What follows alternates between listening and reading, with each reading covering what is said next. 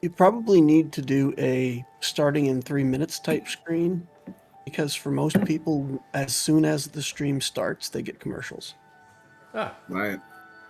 okay. Well, if, if they didn't get commercials, they heard that.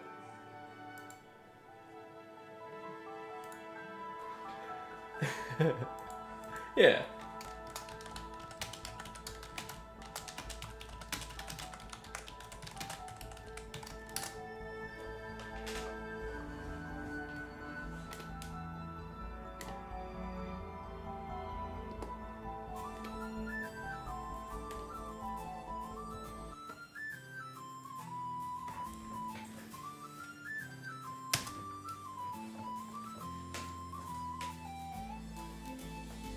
He's got the mind to build a land.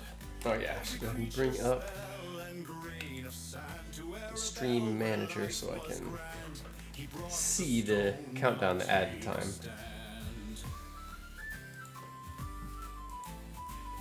maps and dice he lays it down. Are we enough to save the crown?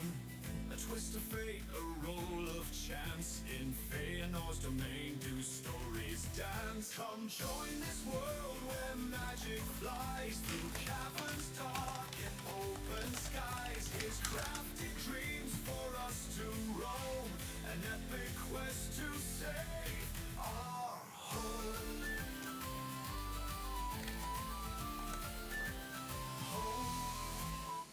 He speaks with voices old and wise.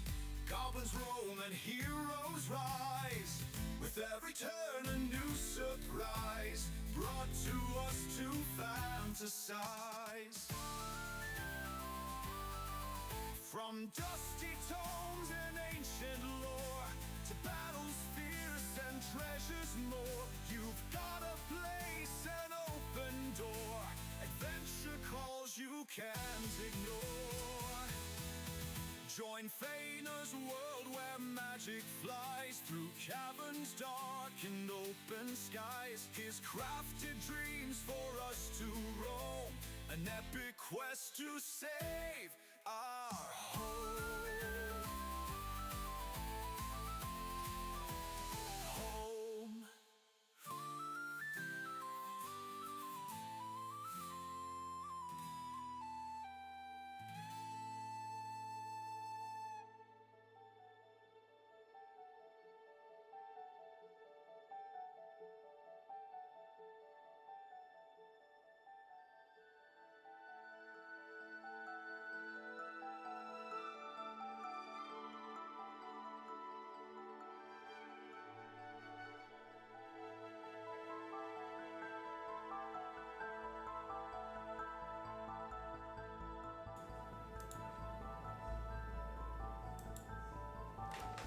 Hey Midlanders, welcome and welcome back.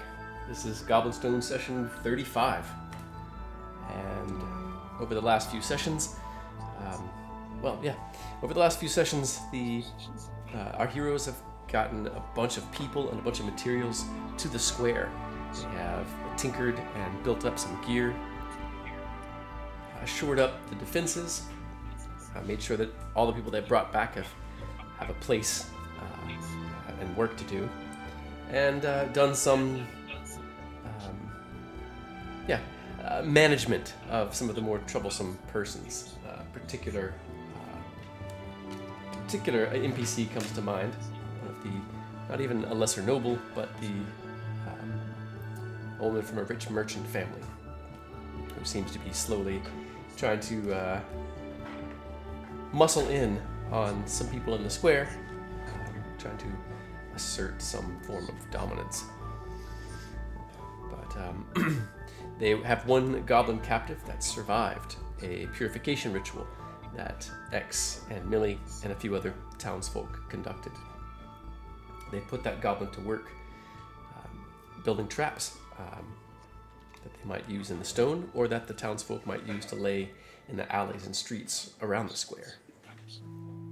Lokag has a new weapon, and several pieces of gear were sort of checked out and re-enchanted by the dwarven smith pair of short swords. And Millie has been fitted for a suit of half plate and an enchanted shield. We left off last session as people were sort of turning in for the evening. Some were. However, Clifford, Lokag, and Helena had moved over to the pub, to Baba Bruin's place, drinking, carrying on, carousing, playing cards, playing dice, and dancing. And Clifford cleverly cast a circle of silence around Matron Evra to keep her horrible caterwauling from bothering the festivities. That's about where we left off last session. The party were sort of preparing once they have the new gear, the new armor and such for Millie, to go back into the Goblin Stone. Stronger, wiser, better equipped, and with a plan. But what did I leave out? What do you all think is important to mention to remind ourselves and the stream of? X, how about you? Anything you feel like was left out? Cool new goblin friend has a snazzy collar, I guess, and X has new tattoos. Yeah. New spell focuses for X, new magic. Well, J. Fink, how about you? What do you feel like was left out?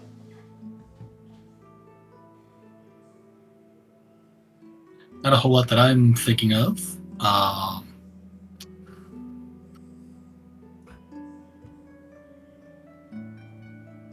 Yeah, none that I just come to mind.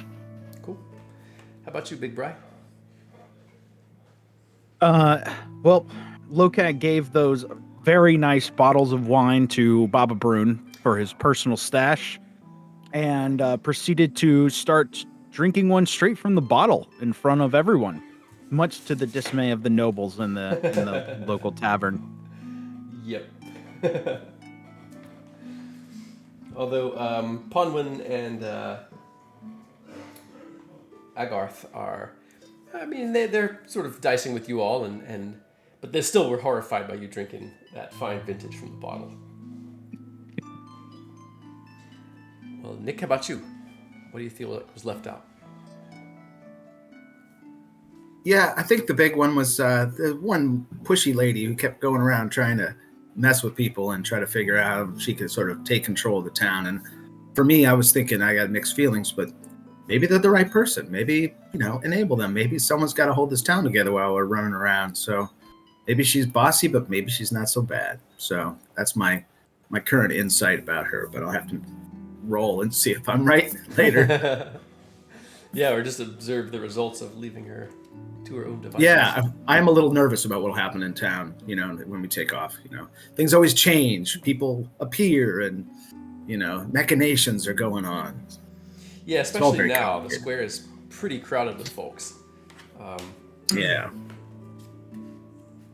But as you all have pointed out to her more than once, given everything that's happened, it seems that many people in the square are not too interested in anyone lording anything over anybody else. Yeah. It seems like a cooperative has grown up around the square. And for the most part, everyone seems to like it. Though, if you all manage to resolve the massive conflict and get rid of the stone entirely, likely things would return to something like they were before. But perhaps, you all will stay around the city and change the course of Arabelle's future. Mm-hmm. So indeed, we left off last session with Clifford, Lokag, Helena, and a few of the nobles, a few of the wharf rats, and of course Baba Brun in the tavern.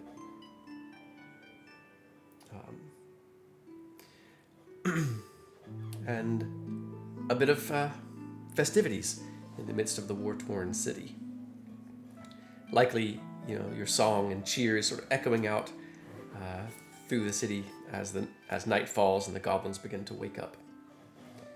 But whether that, makes a tantalizing target for the square, or that cheer drives them away and kind of makes them nervous to approach.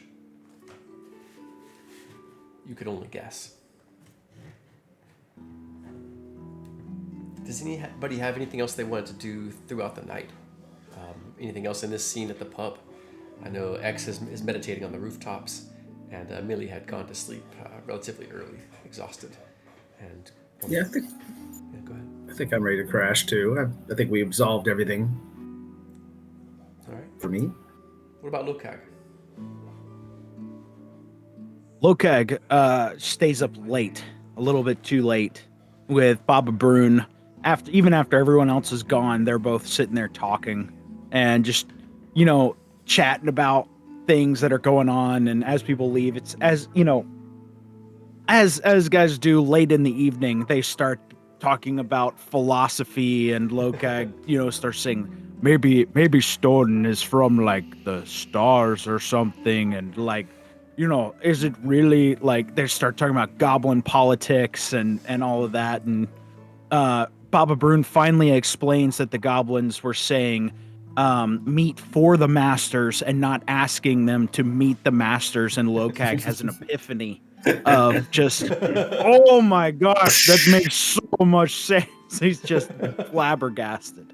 And then he eventually kind of falls asleep in one of the booths in the tavern. Two of the booths, actually. He takes two booths for Lokag. So, Slumped over a table. Beautiful. yeah, no, fully stretched out on like just a booth, and then another booth slid together for a bed of hardwood for Lokag. It's good for his back, though.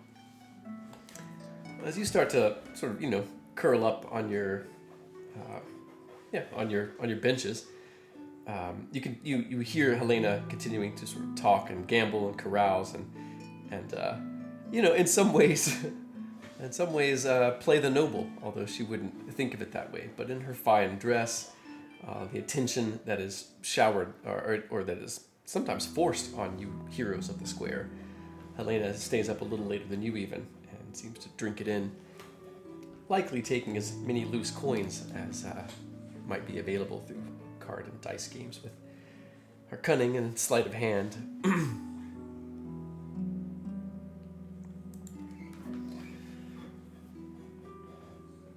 You all rest well.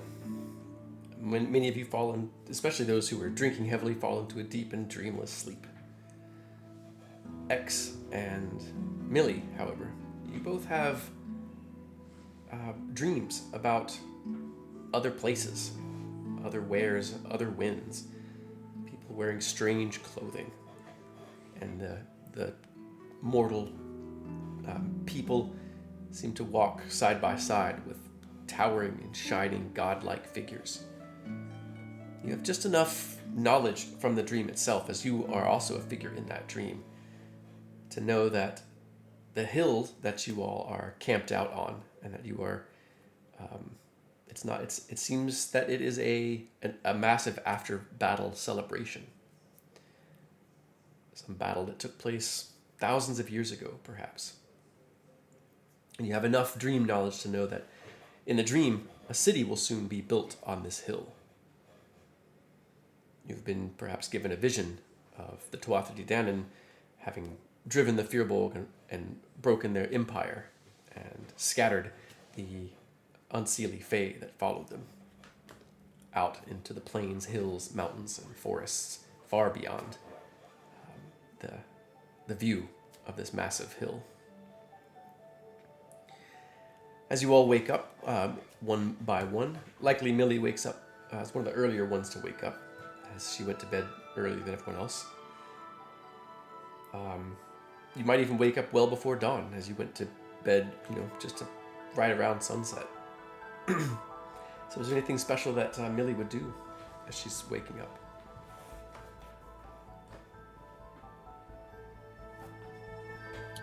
I think for the first time in a probably very, very long time,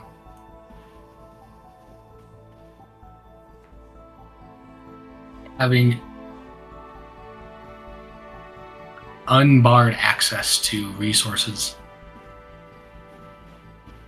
from people who aren't stopping her to go get the necessary equipment. She kind of stops for a moment and goes and gets the necessary tools to actually wash herself from dirt, grime, blood, from many battles and things that we've been in for 2-3 days. Mm-hmm. And just kind of take some time to refresh. And we've been in this for 2 days. Millie's spent most of her young adult life just living in the dirt and general everyday grime of the city. Yeah. Well, as you're fetching some scented soap from what were one of the stalls, but now things have sort of been brought into the different shop fronts, and some oils for your hair, the seamstress stops you. All of the clothes that they're making for you aren't finished, but there are a fresh and fitted pair of pants and shirt for Millie to change into.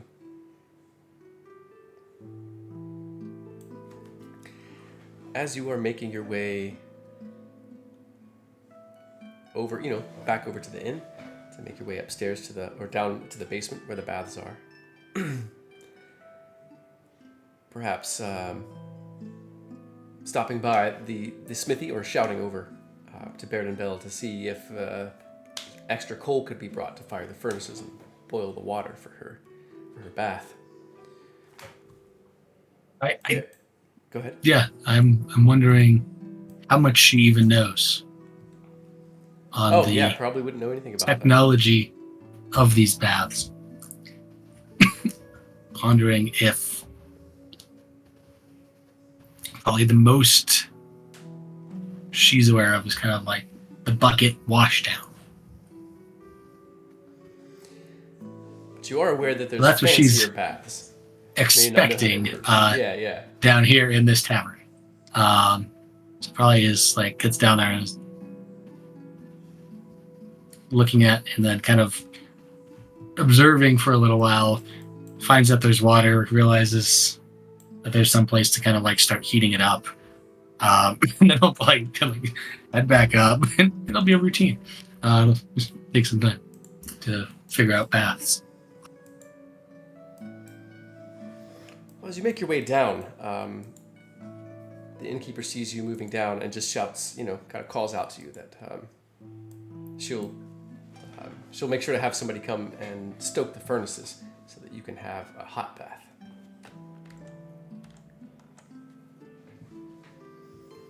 Yeah, he'll just be appreciated. Don't get one of these often. Ever. Oh, well, allow me to show you how it all works then, love. And she, kind of waddles her way downstairs ahead of you and shows you the various sort of taps and cranks and levers and points to a copper-lined massive wash tub that you can kind of sit in, perhaps even up to your neck. She shows you how to work the spigots and hustles back upstairs to call out and make sure that some of the smiths will bring some coal down. She says that they're getting low and they haven't really been using it. They haven't been using hot baths, but she insists on making sure that you have a steaming hot bath. And she points out like how to use some of the sort of the finer toiletry items, different skin creams and different cream for your face and hands and different soap and oil for your hair and just a bevy of equipment, essentially. That's some of which is pretty new. You're used to lye soap and a burlap scrub rag, Yeah, it's like almost all of this is just like way over Millie's head. Yeah. And she's just like, what? Some of it's also just like you really need all of this. Is Just it- kind of like looking at it all, kind of amused, but also appreciative of this woman taking time to explain things. Well, the most useful to all, there's a brush for every different part of the body, but the most useful is a very long-handled one, which you can scrub your back with. It has short but very soft bristles. So you find yourself sinking down into a tub of hot water and getting to. Well, actually, there's a sort of a wash of hot water. You kind of wash yourself off first, and then you get into the tub to soak. And she insists on, make sure that you soak for a good 10 or 15 minutes and loosen those muscles. And then she goes through a sort of regiment of what to do with the various creams and potions, at least more than half of which is immediately discarded, and others might just be forgotten because it's just extraneous information. I think Billy keeps it very basic. It's like soap. Probably does try and figure out, like, trying to tend to her hair, though it is probably not the most efficient. None of the brushes that she has are going to do anything. Yeah, it's just kind of been a tangled mess of braids and locks and who knows what for many years. She's not too worried about it. Eventually just grabs it all and throws it all back to the back and just relaxes.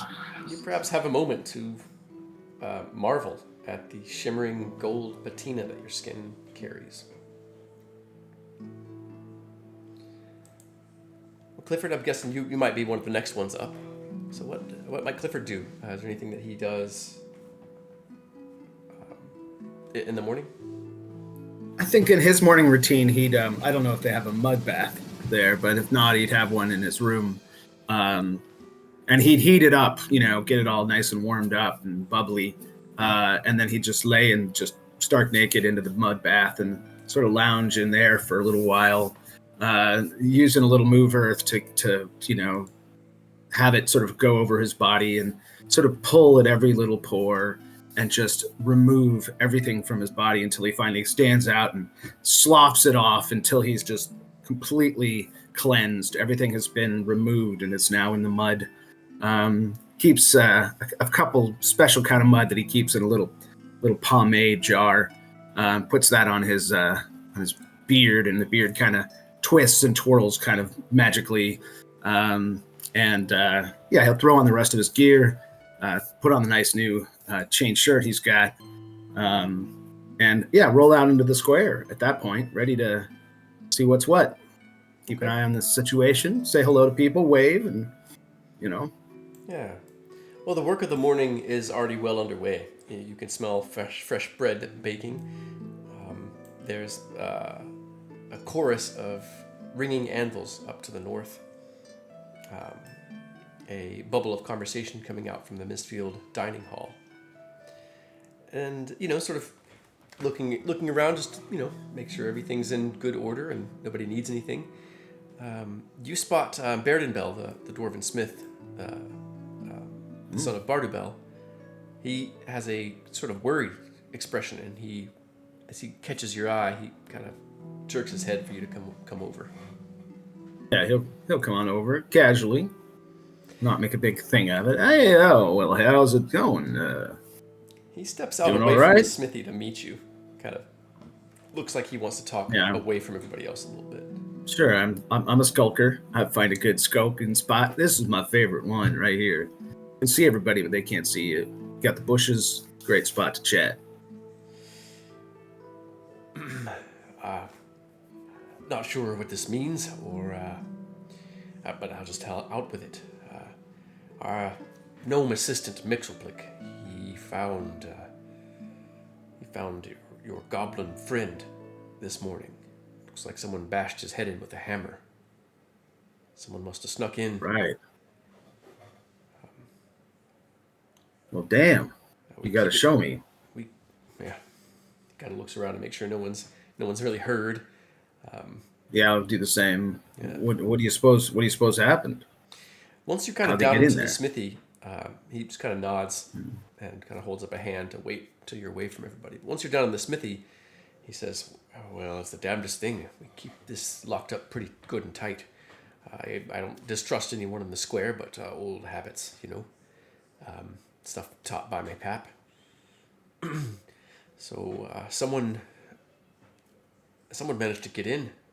They could maybe squeeze in through some of the narrow windows. Have to be pretty small, but otherwise they would have had to be pretty good with locks or have a bit of magic to get in. But didn't take anything. No sign of breaking in to get in. Nothing else missing. He kind Where murder weapon? of one of the smithy hammers, a planishing hammer. He rolled up in a bit of burlap over there. There's a bit of a blood pooling around the what's clearly a body rolled up in some thick, rough fabric. Yeah, I'll Scratches his scan the beard. room. Yeah, I'll Sherlock the room first, get a sense of where they might all come in, and try to understand the entrance, and then I'll check out the body. Okay. Make an investigation check. All right. My investigation isn't as good as my perception.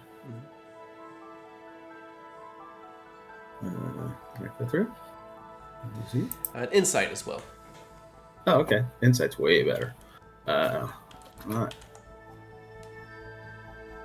22 on the insight. Investigation 7. Yeah, there's no sign. There's no tracks. There's no nothing. It looks, for all you know, if you didn't know better, you'd say the hammer floated up off the rack by itself and just brained the goblin. Let's see here. Or a feller. It looks like he was hit a couple times. As far as your insights, you look around the smithy a bit, and you figure pretty much only the smith or one of his apprentices could have done it. You don't know of any of the wharf rats or anybody else in town other than your crew that's any good with locks of this caliber. All the sort of windows at the floor, at the ground level, that are high up in the basement walls, are too thin for anybody to slip through. Even another goblin, they're only about 4 inches high. Unless you're a shapeshifter or something. Right. Yeah. Wouldn't put it past one of them sneaky. Well, that's just a shame. Oh, we gotta give this feller a respectable burial, huh? If you say, I'm not sure where we're going to bury him. It's all bedrock and paving stone around here. Well, let's leave him here for now. Maybe one of my friends is going to be a lot smarter about this, and they'll know what's going on. I suspect it's one of them. Anything suspicious about your assistants? Well, now, They're all. none of us were quite happy to have a goblin living down here. Even one that was given your, I think, countenance, as the nobles would say. But I can't imagine any one of them going against you all, going against your wishes. Yeah, Not now. liking something and wanting to murder someone. There's a lot of room between those two. Yeah, and they feel like they have. That don't make no sense. I don't understand, but I do got an idea. I'm going to do. Are there any tracks at all? None. Not a single track. So something either flew in or use some kind of telekinesis to control it. Well, at this point, Cliff's just going to have that sort of like, I'm going to think about this one for a little while until I solve it. And then he kind of nods a bit, decides, all right, well, you don't let nobody disturb this space for just a little while, all right? Before we get going, we're going to come on back here. We're going to have some questions for this dead feller. Maybe one of my friends can make him talk. Well, mayhap. But we weren't using this corner of the workshop, so it's not going to be disturbed. All right. Well, yeah, just don't let anybody get near it, and I'm glad you put the blanket over them. You know, you weren't so bad. You know, it's a shame. Maybe he knew something. Maybe he knew something they didn't want us to tell him. Baron Bell just sort of nods as if he's accepting what you're saying, but doesn't really have an opinion one way or the other. Yeah. That's your take on it. All right, that's all I got. My insights don't show him to be any kind of a liar, so I think I'll head on and join the others. Okay. So what about X? You spent the evening meditating on the rooftops, on a nearby rooftop. Yeah, so I'll take as much time as it takes to finish up my tattoos. So working on that most of the night. And since X only, needs 4 hours of meditation per night, he was probably up early helping out with breakfast, Okay. just Yeah. trying to be a good Samaritan. Okay. In which case, Clifford, you move over to probably head to the Mistfield, where you normally meet up with folks for breakfast. Oddly, you expect Millie to be out here helping with the food, but Millie's currently nowhere to be seen. Asking around a bit, people saw her gathering some stuff around the square and going back into the inn. Some several towels and a basket of different creams and soaps and such. So you spot X helping in the kitchen and cleaning one of the tables, perhaps.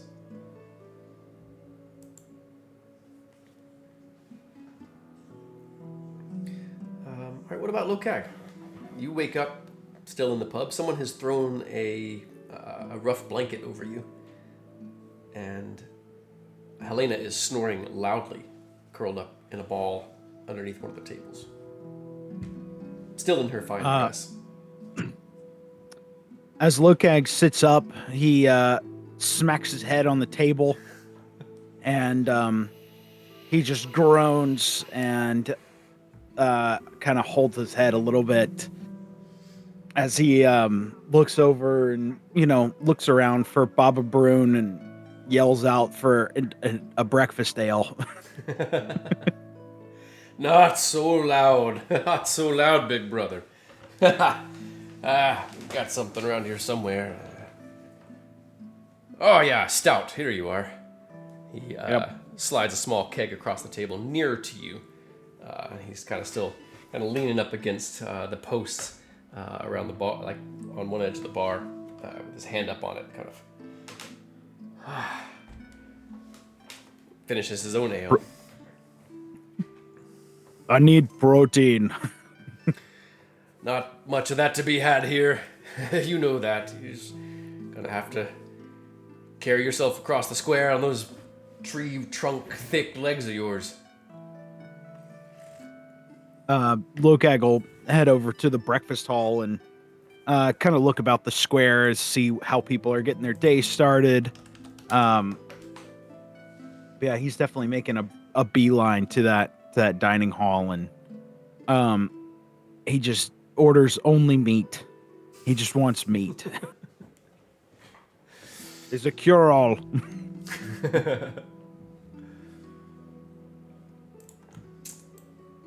Well, Weirme has something to say about that. She makes sure that you've got some bread to soak up some of what she knows is booze still in your stomach, she says. And even if you don't eat them, she kind of... there's a small amount of eggs. She's basically hard-boiled them to make them keep, and is providing those to you all as rations to take with you into the stone. Lokag will definitely eat whatever she puts in front of him. So, and then after breakfast, Lokag can be found in the fountain in the middle of the square, kind of scrubbing away the grime.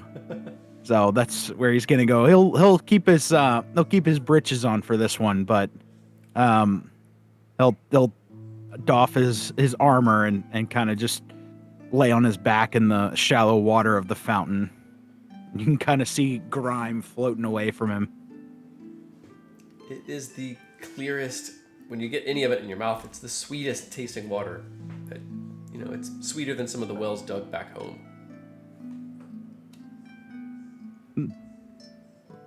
Nice. How is it pretty shallow or is it It's about 3 feet deep, okay? enough for you to Got it. immerse yourself if you lay down in it. Yeah. Lokag will definitely be laying back and looking up at the dragon statue as he like sort of holds himself in place in the fountain.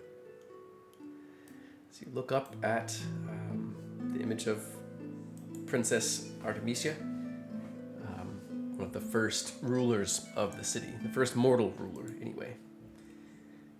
And you look at her sort of peaceful expressions as she confronts the dragon.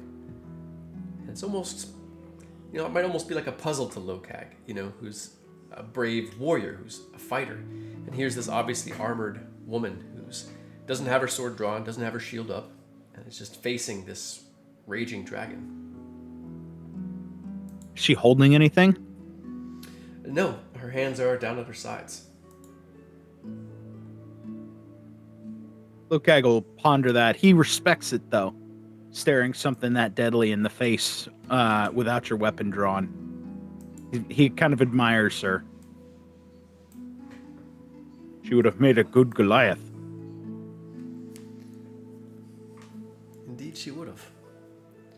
As you ponder Artemisia and the dragon Grimrorash, and what this confrontation might have been like in the flesh, you hear a giggling as some of the children in the square sort of creeping closer, and they, you can already see them, but they think they're hidden still, and they look to be ready to splash you with water from the fountain. Lokag will pretend not to notice the kids. The giggles kind of fall down, and it's like stifled, sort of, like they're really, really trying to sneak up as they get closer and closer. That sort of stifled giggling gets louder, or gets more and more common, and they begin to dare one another. And finally, it's a young blonde little half-elven girl who reaches forward and quickly grabs a handful of the water, sort of splashes it out on Lokag's face. The others dart. You can hear the rest of them running away, but she stands her ground, grinning over the lip of carved stone at Lokag. Lokag will look at her, and then he'll wink, and then he'll squirt water from his mouth, just right at her. Ew! She kind of wipes her face and takes off running, but she's giggling at the same time. You can hear her other friends kind of come up and not exactly congratulating her, but like kids do, sort of messing with her, asking what he did, and they sort of giggle and run off toward the mist field.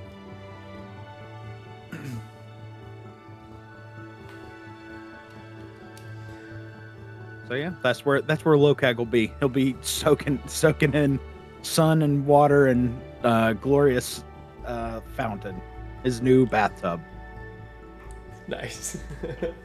As two baths are being enjoyed simultaneously, at some point after this, just the sounds of work in the square, Baba Brune moving some kegs around, groaning at his own aching head from his overindulgences. And shuffling out of the pub is Helena. Her sort of kirtle is twisted around, her bodice is twisted around the other way.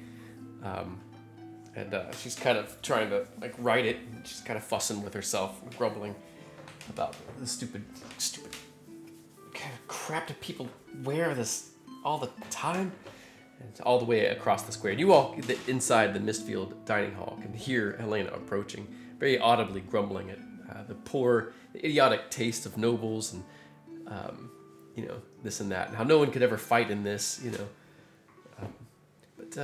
And so by the time she appears inside the Mistfield, her appearance is not... Her dress is still not right. Everything's just off kilter, tilted, and cloth is bulging out where it shouldn't be. It's all rumpled, and but she looks somehow much more like Helena. Good morning, she says. She kind of plops down on a bench near Clifford.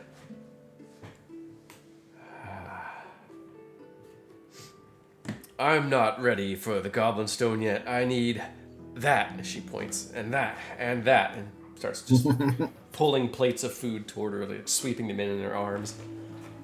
Bubby comes out of a pocket, jumps down onto the table, and begins eating from the same plates.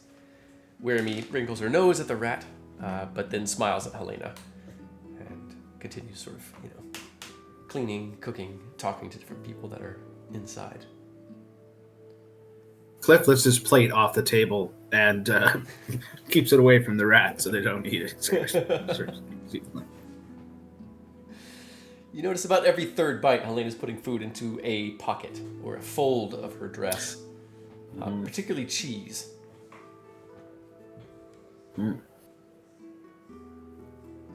Save these for later. It's a pretty nice spread. It's the hero's feast, right? That's right. Provided by us, the heroes, she says. Loudly enough to be heard outside, out in the square. And don't you forget it. Old Weremy says, we couldn't possibly love. Never would.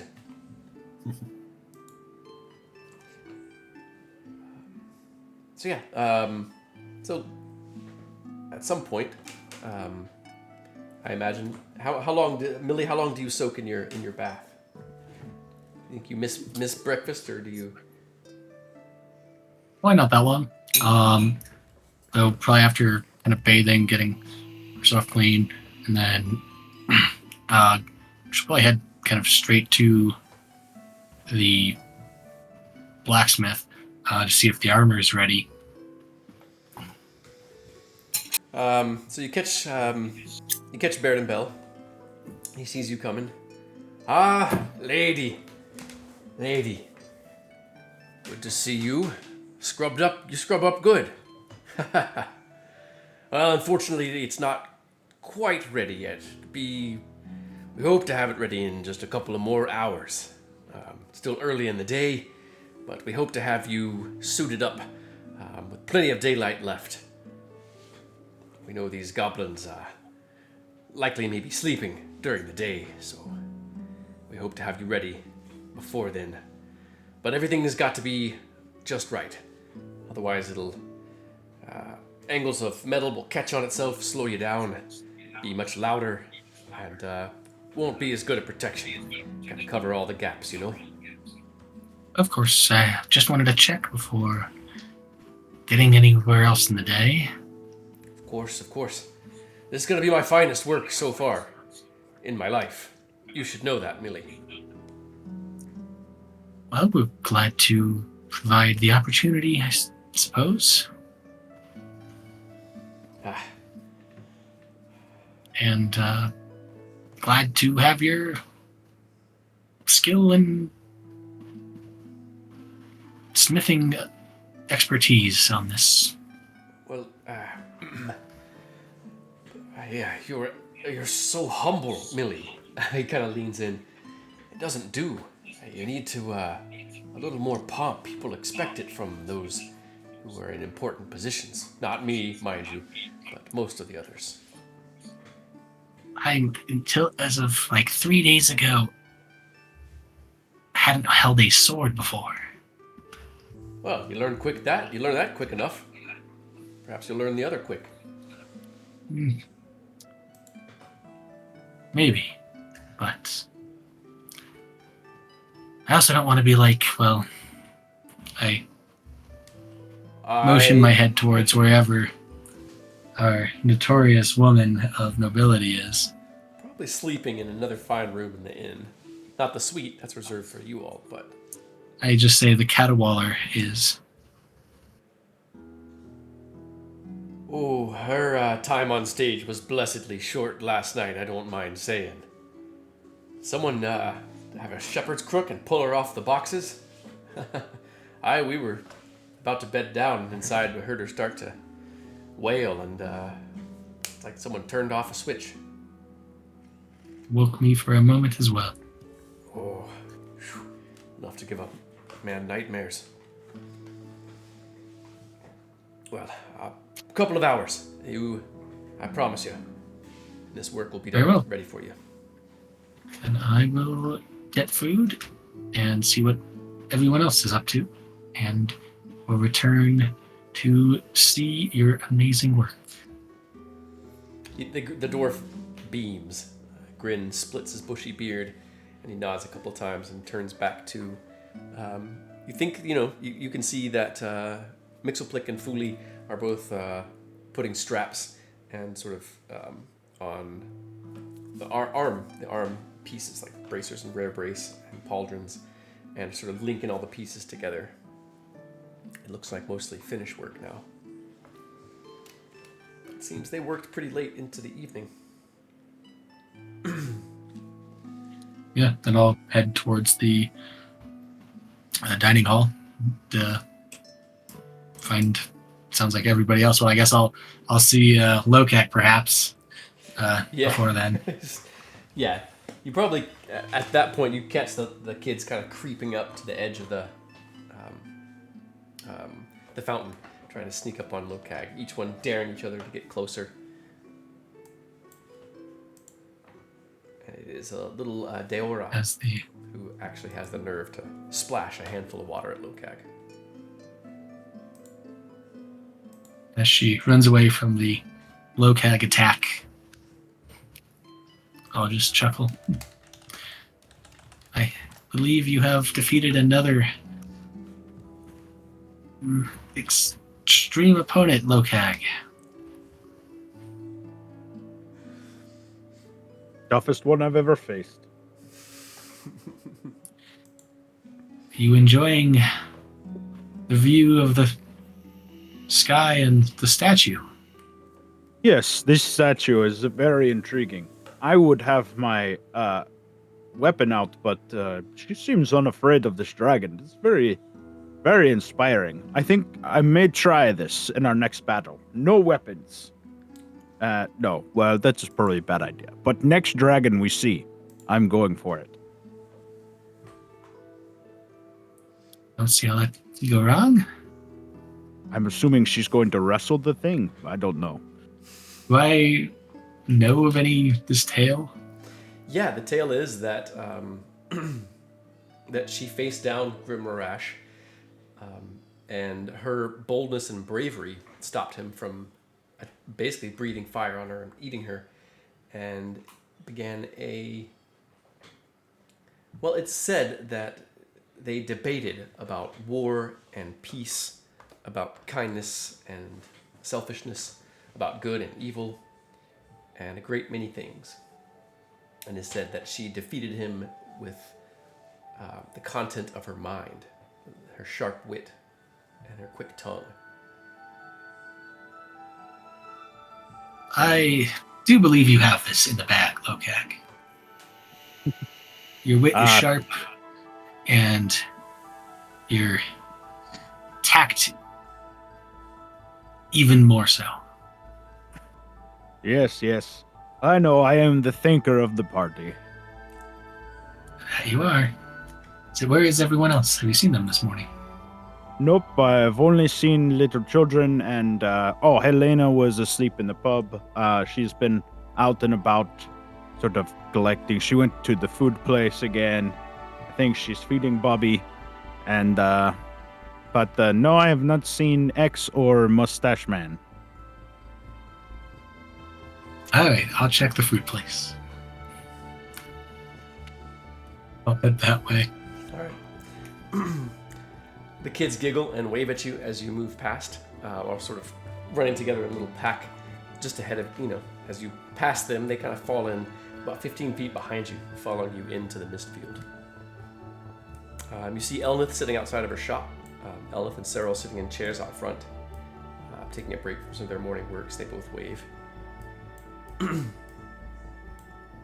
Yeah, she'll kind of return the wave, heading down south into the dining hall. Okay. Inside, you find most of your companions. You find Clifford, X, and Helena in there.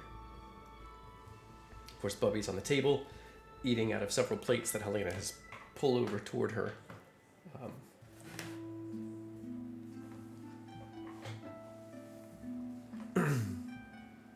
So So as you all come together, greeting each other good morning, and perhaps beginning to talk about your plans for the day, Helena, or you're able to update them that it'll be a couple more hours before your armor's ready, so you have some time to prepare, and of course must wait to enter the stone. Does anything else come up in conversation while you all are eating breakfast? Does Cliff agree Cliff with will anything? he'll let people know about the murder. Say, all that work, someone got in there, and there weren't no tracks or nothing. I don't know what it was, but someone took him out, hit him right on the head. Body's still in there if anyone else wants to look at it, but otherwise we got to give him proper goblin burial. What? Says Helena, looking up suddenly, angry. That was my favorite goblin. I made a collar for him. He was my goblin. Well, it's your property now, and someone's just destroyed your property, which means that's against the law, which means now they're a bounty of mine, whoever they are. Heads will roll, says Helena. They sure as hell will. So I suppose the stone is a priority, but sure it'd be great if we could figure out who'd done this, and maybe they knew something. I'll find out, says Helena. She stands up, pushing a chair back, and storms out into the square. Doesn't seem like this goblin knew much of beyond making traps. Yeah, it was pretty helpful. None of these little goblins seem to know a whole lot of the grand idea, the grand plan. I guess. Whatever. Well, I figured there was somebody who didn't like him, and I don't know why, but either they snuck in there real quiet. You don't know why. Cliff. You don't know why somebody wouldn't like goblins right now. Well, look, we spoke for that goblin. The people in the town, they understand that we made that decision. So unless someone around here is disrespecting us, I'd say it's one of them. Well, there seems to be a bit of a shadow group that's going around in here. That one little feller that abandoned us at the docks. And you got that other voice we heard up in that mansion. There's strange stuff afoot. I hope Helena can get down to it, But I'm a little worried about that darkness seeping into the town. You know what I mean? The red shadows. I know what you mean. Yeah. Should we go? We could go scope that out. We have a few hours. Yeah, maybe. I mean, maybe Helena's just run out. Yeah, she's on a tear. You can hear her shouting. Who did this? Did you do this? Who's the goblin killer? She's kind of spilling the tea all over the square as she asks around intimidatingly. Damn it. Well, I'll check for reactions, while she's doing that and see if anyone kind of, acts funny, I guess. But otherwise, it's kind of on her now. I don't know. We got to get into the stone right quick. I don't know if we can handle every little problem in this town, but I don't know. What's the plan? Where are we going? I got all my gear.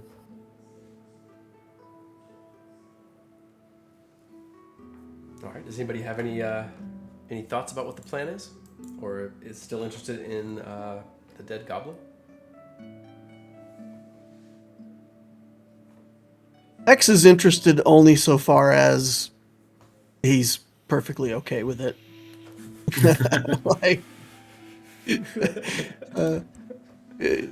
He saved one yesterday, and the other one didn't make it, and now the other one went too, and so X is just like, it's fine. He has no interest whatsoever in retribution.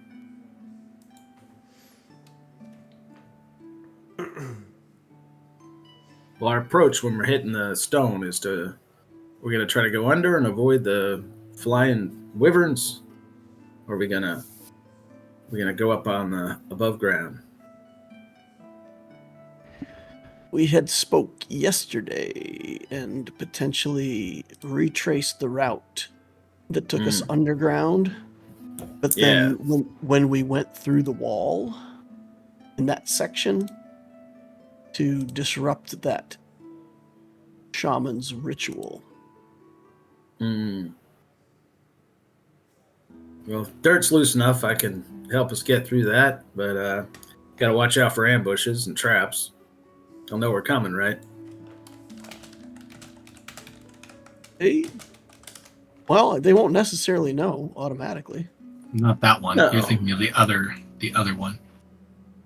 The one inside the stone? Just for clarity. You were saying that the sewer area, we got some insight that they had set up archers. Right. Yes. That they had set up, but inside the stone. So like when you come through those tunnels out into the bottom of the stone, there will likely be guards on that area. You'll either have a fight, or you'll have to somehow distract them and slip past them, or something else. And that'll get us to the temple if we want to try the staff. Or we go to the ritual and try to stop the ritual. Yeah? So the path would be to go in where the ritual was taking place, start there. If we Right. can work our way toward the middle, that's great. And then from the middle, we've got to try to find where the artifacts are being corrupted. Got And I think that means up. We talked right. about getting climbing gear, like all different kinds of climbing gear, and Yeah. we got that. Okay, yeah, you could have Cool. easily gotten that stuff. We got a grappling hook.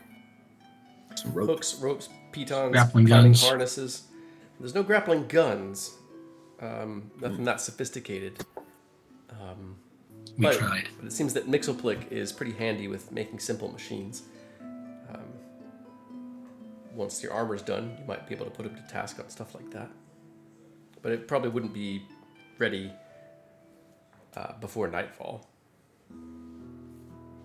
Yeah, Lokag was making an effort to find climbing gear when he got back to the stone. So, pitons and extra rope and things like that.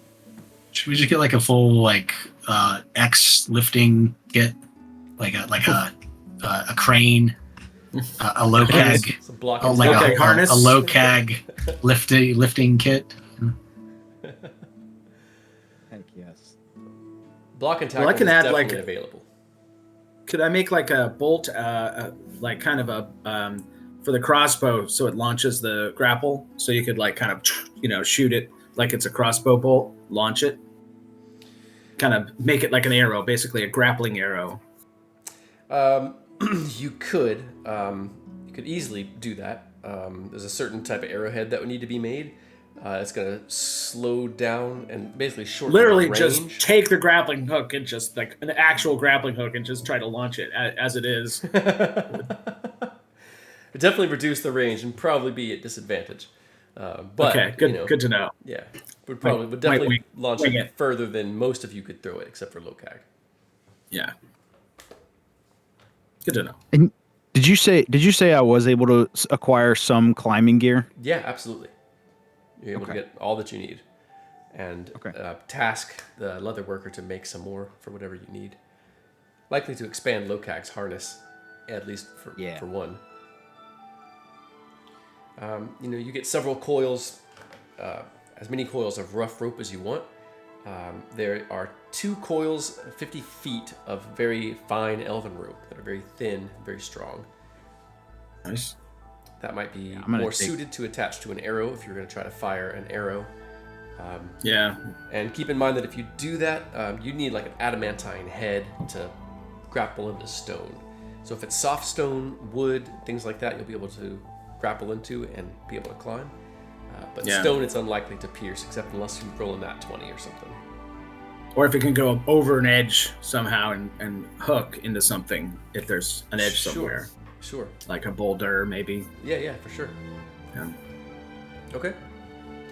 See what we see. All right, heck yeah.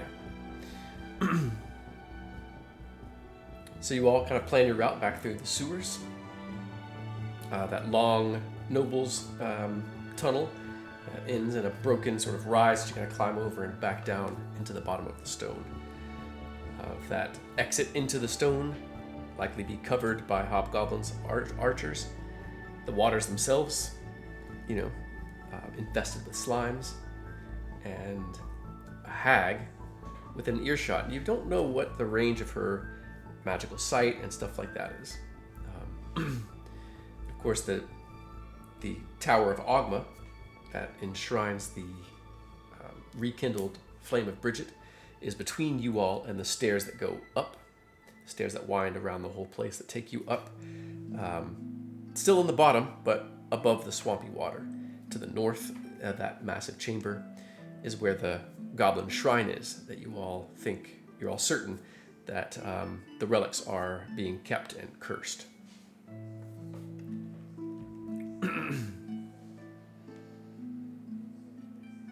So talking about some of the finer details of the plan, everyone can make religion checks, or Arcana would also work.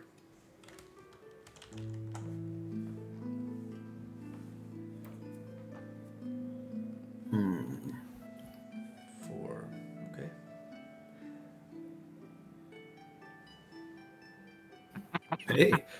Hey, Every Arcana check I do, Nice. it's just off the charts for Logan. Yeah. This is ridiculous. So if it's an unholy shrine, or you happen to be dealing with the hag, holy water could definitely be useful.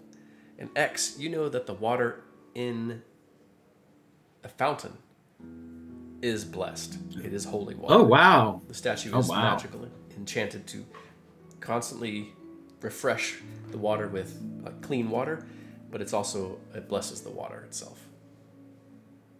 Not anymore. It's defiled with locagness. You think it would take more Yeah, than do I- Locag to... Yeah. But maybe that's I what had X I had says, some of right? it in my mouth. Does Lokag feel any different? After swimming in the just fountain? that it is... You never pay attention to the taste of water before, but this is almost sweet. It's so clean and clear. It's definitely different than any water you've ever tasted. Lokag's gonna empty out his water skin and fill it up with this water. Nice. Okay. It'd be easy enough to get some empty glass vials or empty wine bottles, and have some vials of holy water if you all wanted to bring those with you. Yeah. Hell yeah. Sounds Grab a good. Let's few. load up. Yeah. Okay. Your only real limitation is paying attention to your weight, because you can get lots of different bottles and flasks and fill up as much as you need. It's not a problem for me. True enough. All right, let's see here.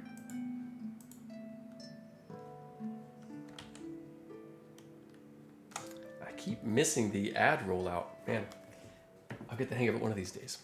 But this might be a good spot to take a short break. All right. All right. I'm going to hang tight if you all want to take a step away and get some water and Yeah. stretch your legs and such.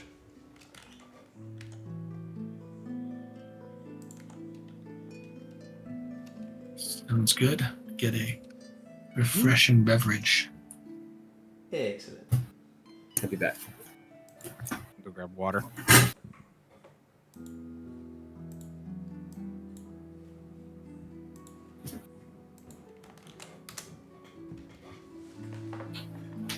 All right, so our viewers out there, Mythlanders, do you all have any thoughts about what the party should do, how they should prepare? Do you all have particular thoughts about the murdered goblin that was found? I'm scrolling back through.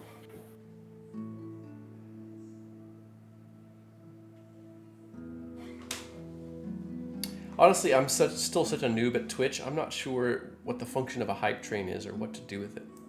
I see the option.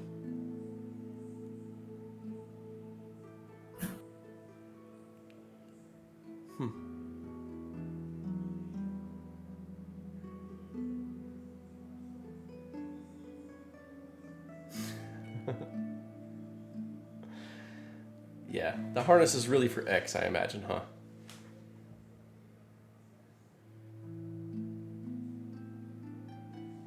I like the octopus emoji. What the heck is that, Darth Triadi? That is something I have not noticed before.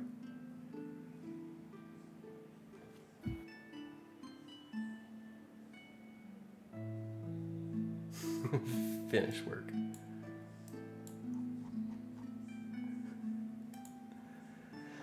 Acquire some healing potions. Not a bad idea. They did say there would be a few available before you all went back into the stone.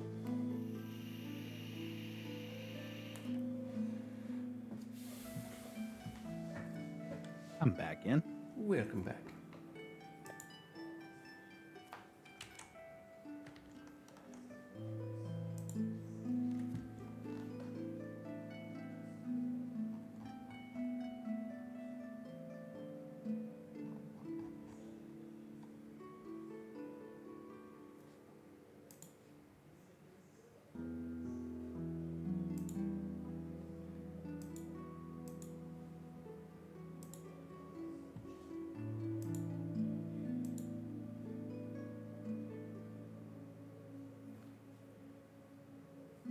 Jar Jar had a good idea. What's I think that? when we come back, I might ask about if the apothecary has any like anything to ward off hags or help fight the hag. So anything like that. Awesome. Heck yeah.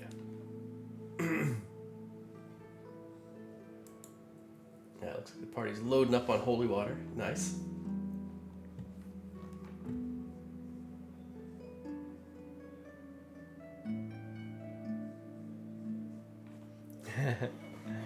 Hag spoil.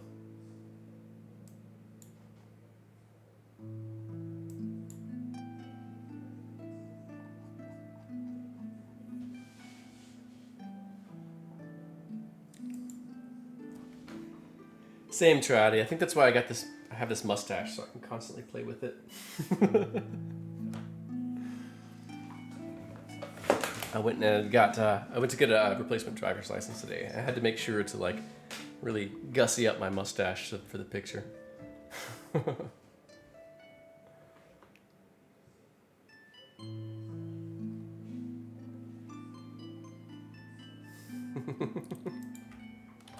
Whenever I go for my driver's license picture, I always scowl and give a very like mean look to the camera. I always want my driver's license to look really horrible so that like if I'm ever a serial killer, they can put that up on TV and it'll look really good. Good, man. You know, it is like you to plan ahead.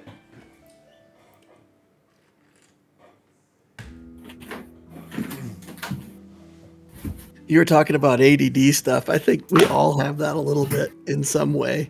Like the bottle of vitamins that I have has 3 different colors of vitamins, and whenever I go to take 2 of them, they have to be the same color.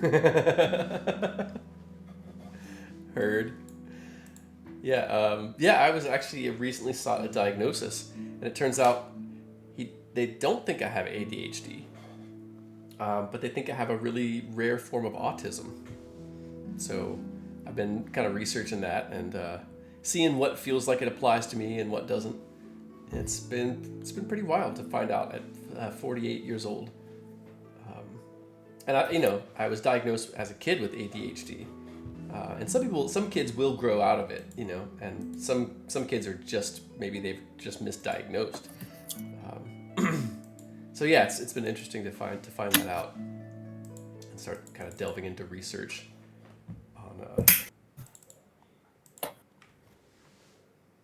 on how my brain works and how to best thrive with my nervous system. How to hack your brain. That's right. Like in the beginning of Baldur's Gate. Yeah, but different, The hopefully. person laying on the table, you make a intellect devour comes out of their head. Spoilers. Man, there is a way to save that intellect devourer and have them be a pet later on in the game, Mm-hmm. and I have not figured it out. On my third playthrough, and it just hasn't I got happened. it first try.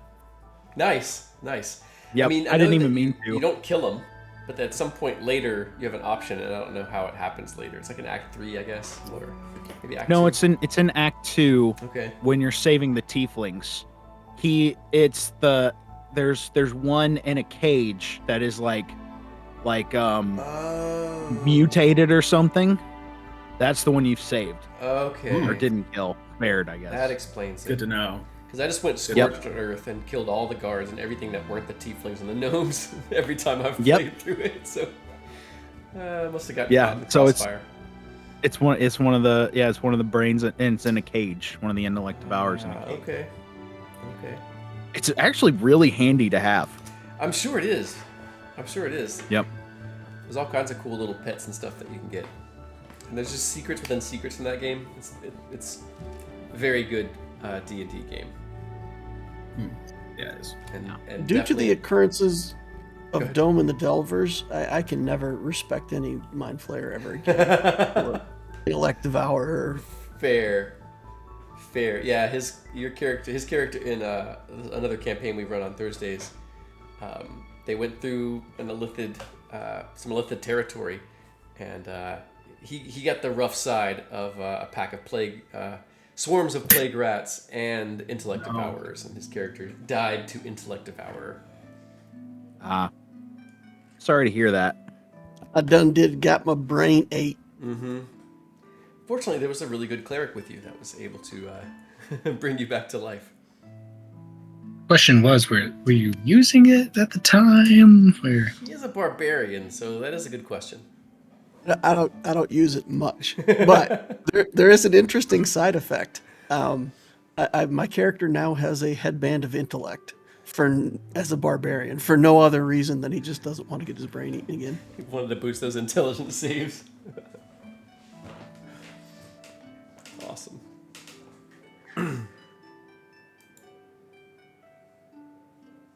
He's starting to use words now that he never knew existed before. That's a development. Yeah, the NPCs are definitely commenting on his new vocabulary.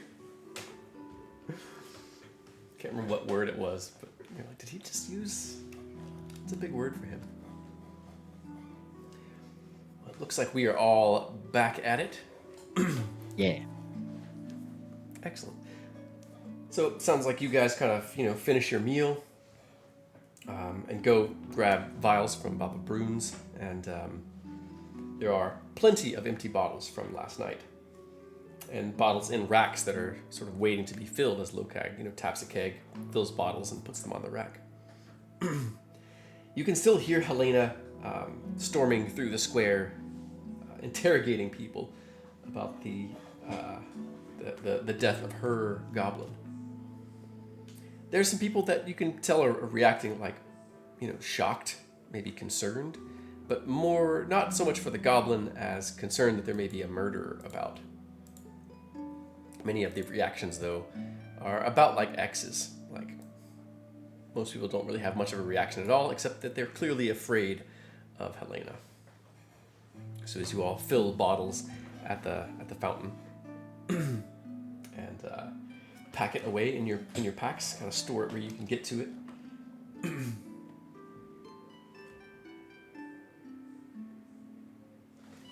Can we also restock on healing potions? Are those something that's available that we've just not talked about getting? You can. They had some available yesterday, and I think they gave you some already, right, Millie? Did you note those, or no? So then I'll give them to you again.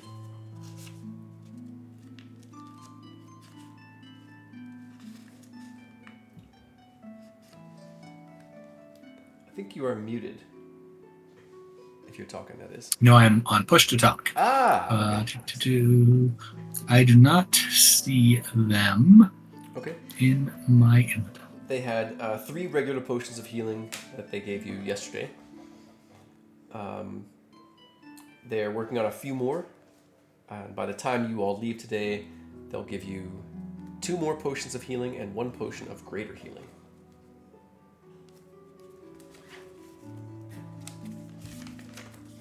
Is that each or all together? All together.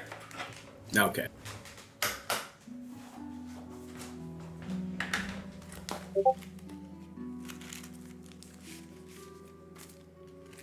It would be great if it was each. Absolutely. Never have. So 5, one regular for each of us. Who wants the greater? I think Millie should hang on to the greater. I concur. Although she will You have seem to new need it armor. the most. But yeah. You catch them hands a lot. If she can't make use of it, she can use it on someone. You all get each 2 antitoxins. There are 2 potions of acid resistance. And they're, with all the help that they have, the Druid Apprentice, the nephew that you brought back, and some of the people from the docks that you brought back, they have plenty of help, so they're able to distill 4 of those invisibility potions down to 2 potions of greater invisibility.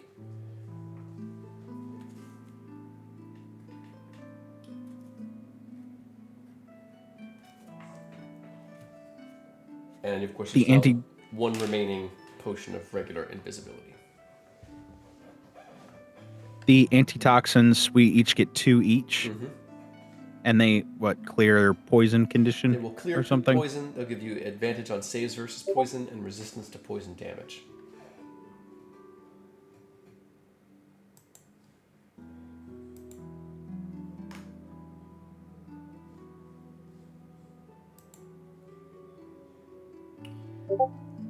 The goblin, before he died, did manage to make 4 traps.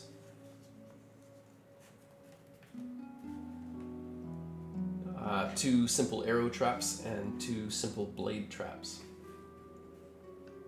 They are tripwires and small mechanisms with short sword blades attached that'll kind of strike out at about calf height on most people.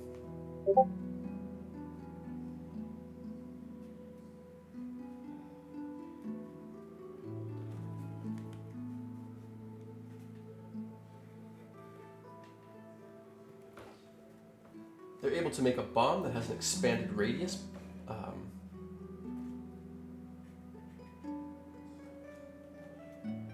There's 1 of those. They could, of course, make more of those, or you could have them save them for when the blacksmiths can make casings for the bombs and add shrapnel damage to them.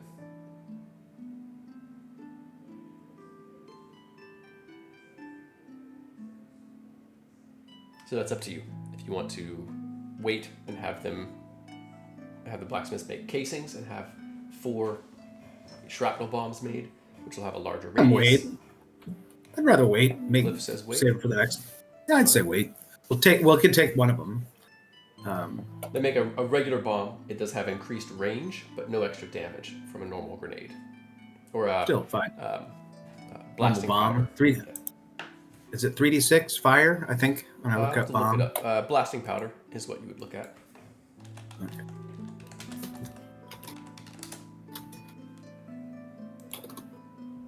Cool. So yeah, Do we have up to any- 10 feet range? Go ahead, look at. X. Do we have any bag of holding type things, or could we get one? Mm.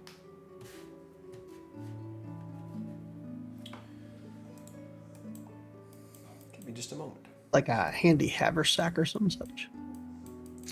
The travel outfitter does not have any bags of holding, but does have a handy haversack. Oh, nice. And That's convenient. Master Dalen definitely wants money for it, but agrees. He definitely wants money for it. So, what do you all say to him? How do you negotiate with him on this?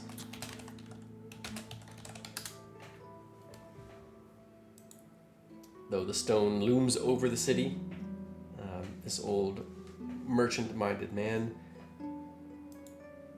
seems to be standing strong on wanting coin in hand. Do we actually have any money? We're communists. Then we could just wave around the square and say, look at all this that we've brought back, and what's the value of the lives of everyone we saved at the docks? Lokag still got 9 platinum bars on his person. Oh, which what are those worth? everyone- I believe it's 10 gold each or 100 gold each. I can't remember. Yeah, 100 gold each. Those are that's party loot. I just kept it in my inventory. So that's about 1,000 gold. Wow. Maybe how much is a haversack? What's the going rate? Well, rate for those is if discounted for you heroic adventurers is 2,000 gold. But Well. I would accept a down payment. Everyone appreciates all that you've done. But coin still makes the world go round, even in times of strife and warfare. And I have every confidence that you will save the day, as it were. In which case I will need to maintain my coins. I won't charge all of the climbing gear and such, and packs and all of this, but that bag is worth quite a penny. What are we talking? 20% down? Layaway plan. I would prefer half. Ah. What are we? We don't live in that big mansion where all those conspiracies are going on. Damn it. Yeah, all No, we none have of is us- nine platinum bars. Yeah. Nine platinum bars? Where'd you get that, little keg? Let me see those, son. Lokag hands them over, no questions asked. Oh, yes, well, technically it's a bit low, but they're fine and pure bars. I would say this is a fair down payment. Right, well, we'll have more room to put stuff that we find up there in the stone. So having this our sack is gonna, well, it's just gonna double your investment, don't you think? You might be onto something there. Mm-hmm. I'll return in just a moment. He walks off with the platinum bars and comes back with a fine, it's like a little script, that, goes over one shoulder. And it seems to be like a courier's bag, but it is made with very fine gold and brown leather, stitched with a filigree of, stitched with like knotwork of, little vines that kind of furl, but instead of flowers, there are coins. There you That's are. real pretty. First ones to use it.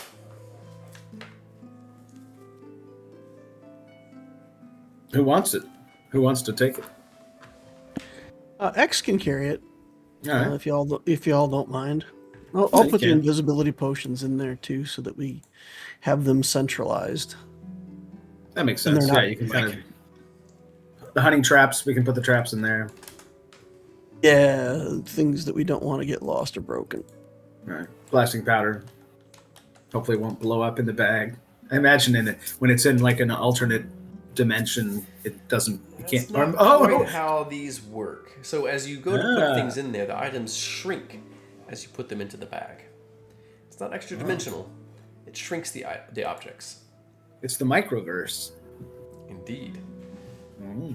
Do-do-do. And you also find that things float to hand when you reach in thinking about them. So it's an object interaction to pull things out of the bag.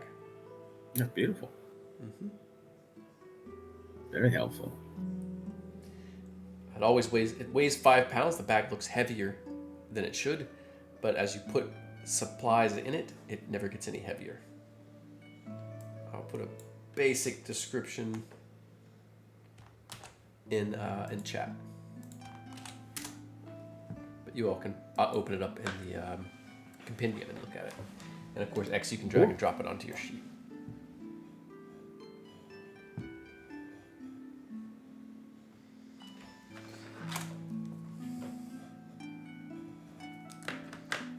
The older man beams proudly as he hands the bag over to X. As Helena's voice continues to, shouting in the background as she moves around the square clockwise, kind of harassing every group of individuals she sees about her dead goblin. You all get loaded down with the rest of the climbing gear. And there's a little bit of time if anybody wanted to do anything else. There's at least an hour or so before Millie's armor is ready. So is there anything anybody wanted to take care of before heading out back toward the Goblin Stone? Yeah, we can bury that goblin. Yeah, I suppose once we've investigated, no one's going to speak with dead. I suppose we... what is the proper goblin burial? Do you cut up their bodies and use them for science, or...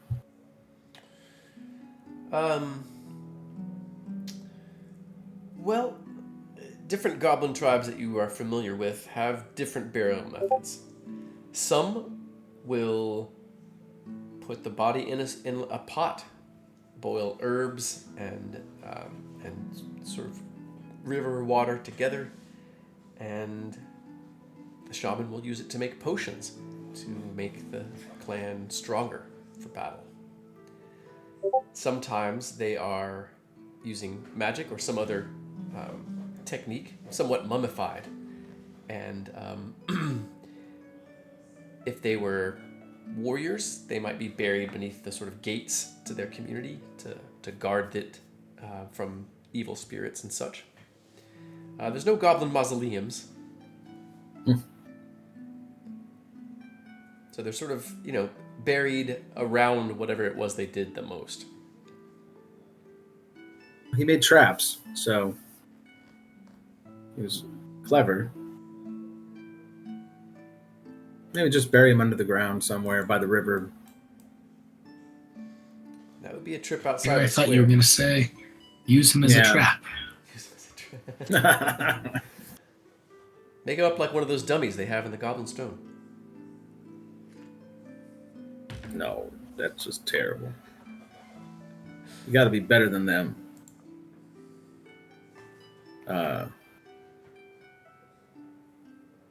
Maybe the sewers. Well, You'd love it in the we don't want- sewers. Might not be great for disease to spread, Cliff.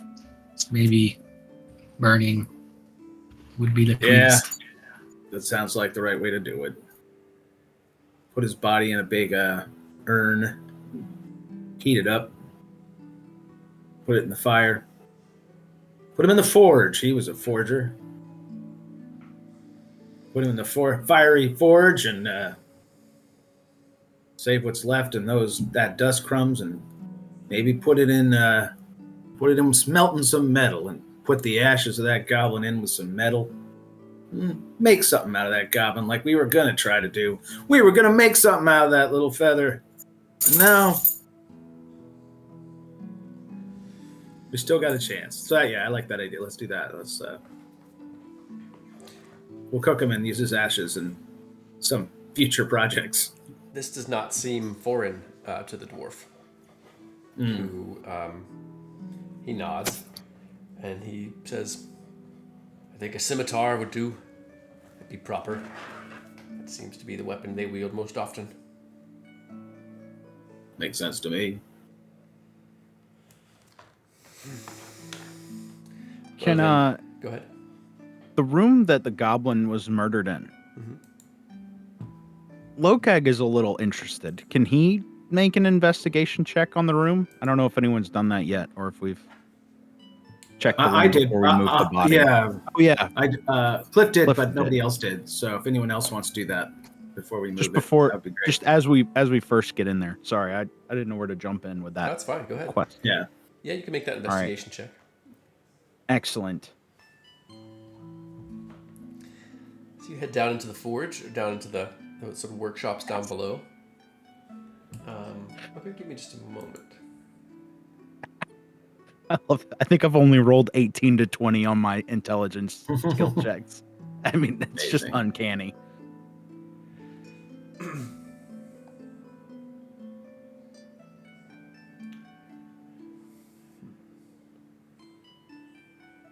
So it's interesting. You look over the body, and you're well aware of how to bludgeon someone to death. Very a couple well aware. spots that it doesn't even take that much pressure. You just do a certain amount. And it looks like whoever hit them knows those spots. But then they hit several more times. As you look over it, you realize that they were trying to hide their precision. Whomever it was. Someone who has a precise hand, knows how to kill with a quickness, but wanted it to look sloppier. Okay. Lukag will mention that to the group and point out on the body as he picks up the goblin by one ear. No ceremony. He's just pointing at the initial blow. See here? This was the killing blow. First strike. But then they mutilated the body. Very disrespectful. Ah, says Helena. That's terrible. Who? Doesn't make any sense. If it was one of them, like Palin or one of those others, I don't think they would have tried to disguise their precision. What do you think? She kind of looks around to each one of you. They Maybe the seem too ones that- proud to make it seem abstract.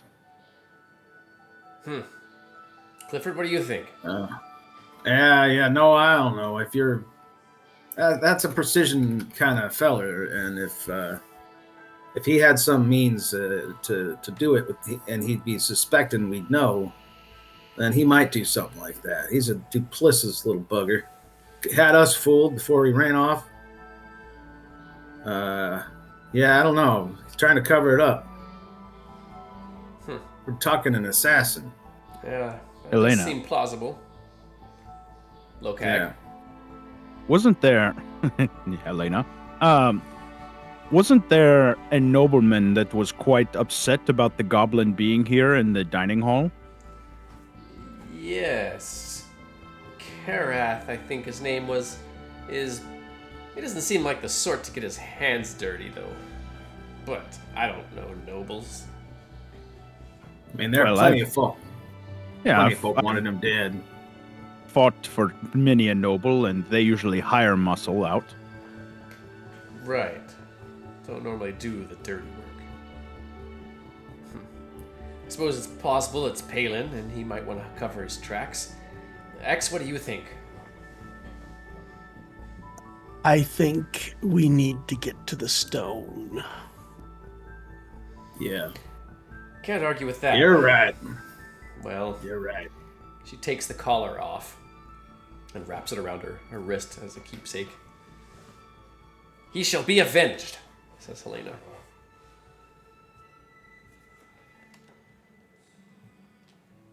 Lokag suggests to Helena to give that information to the wharf rats and see what they can spy out while we're at the stone. Not a bad idea. Pell's got sharp eyes. Everyone Good call. talks to him, listens to him, defers to him. Right. She kind of trudges over, her skirt swinging as she moves over to find Pell and relay the word and get them looking into it. You can hear her sort of dressing Pell down almost, just kind of, somewhat a bullyish sort of, telling him how to handle it. She strides back. Well, Pell's been properly incentivized.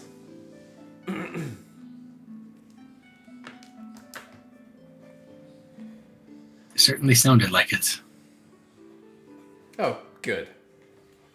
Glad everyone else could hear. She kind of looks around, trying to find Lady Ephraim, you're sure. She kind of looks in some of the doors or windows. She's probably still sleeping.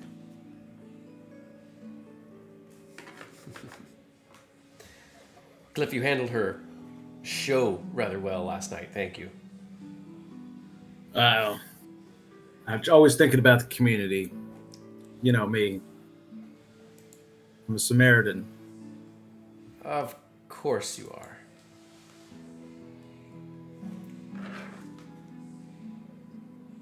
Let's see here.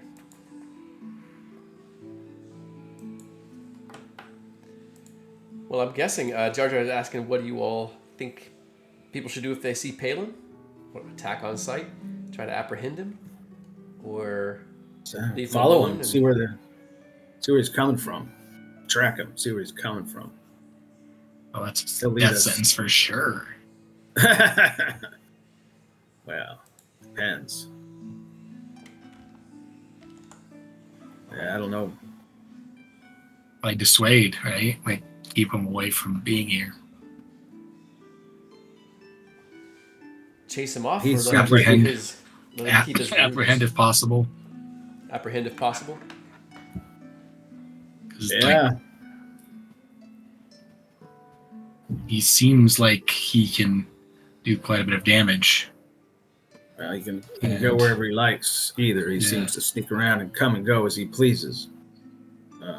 He seems to be able to just get in and out of places real good too. So, I say you just watch out. Maybe set a trap for him. Just keep an eye out. Don't trust them.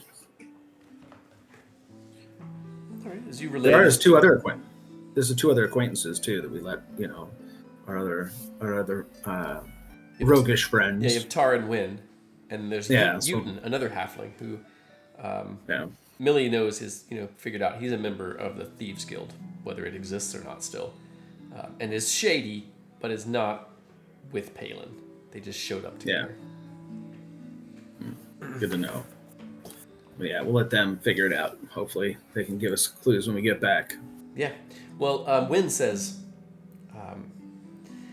well, we can always let him keep up his ruse. The rest of the town doesn't know or suspect him.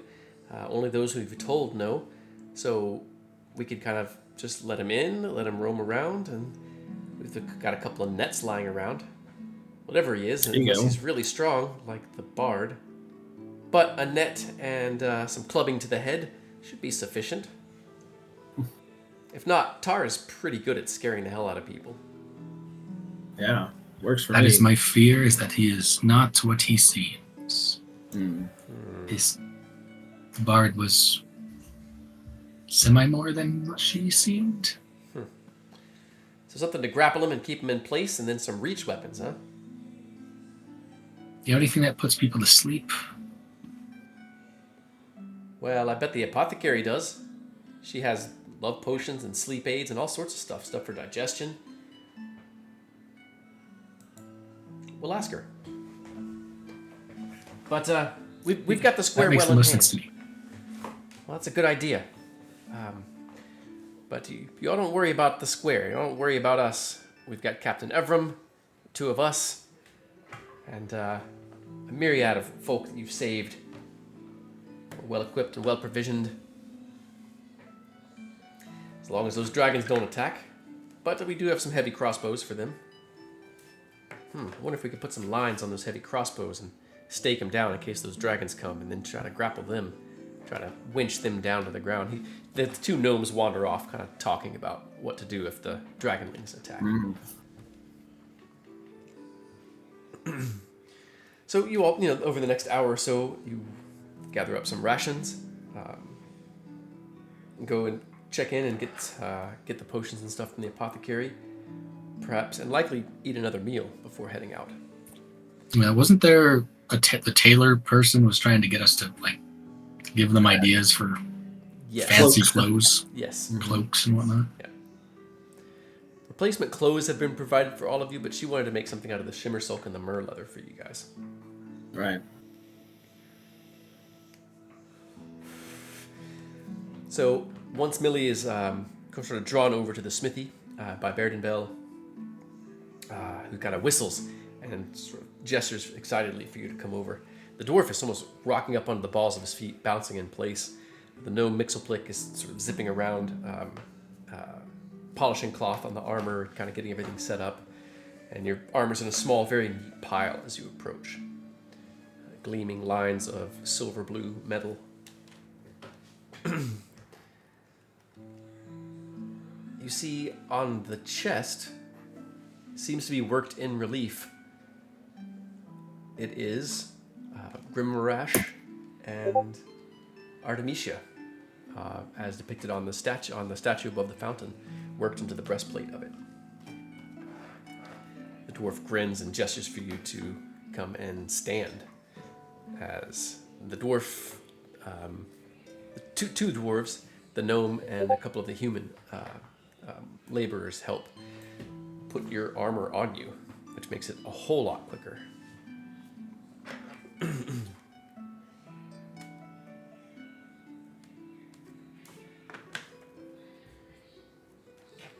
Yeah, she'll let them kind of help get on this mithril half plate.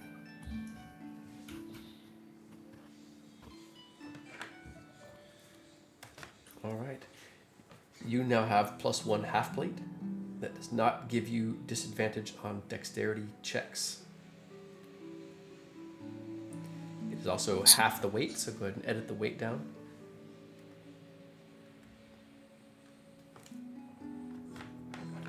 And let's see here.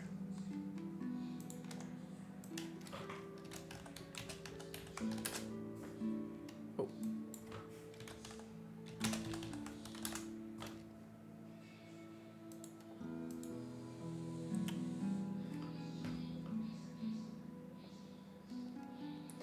And yeah, the dex modifier is max of 2. Or 3, I'm sorry.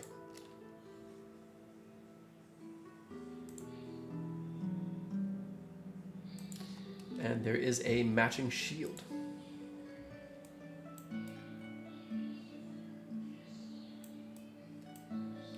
And you notice that it is a copy of the likeness of the shield on Artemisia's that's strapped across the statue's back. It is a stylized depiction of this hill before the city was built on it.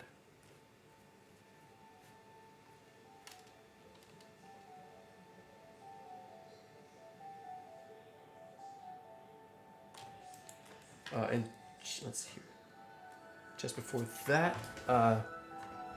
if it slipped my mind, there was something mentioned just before, as Millie was going up there. What was that?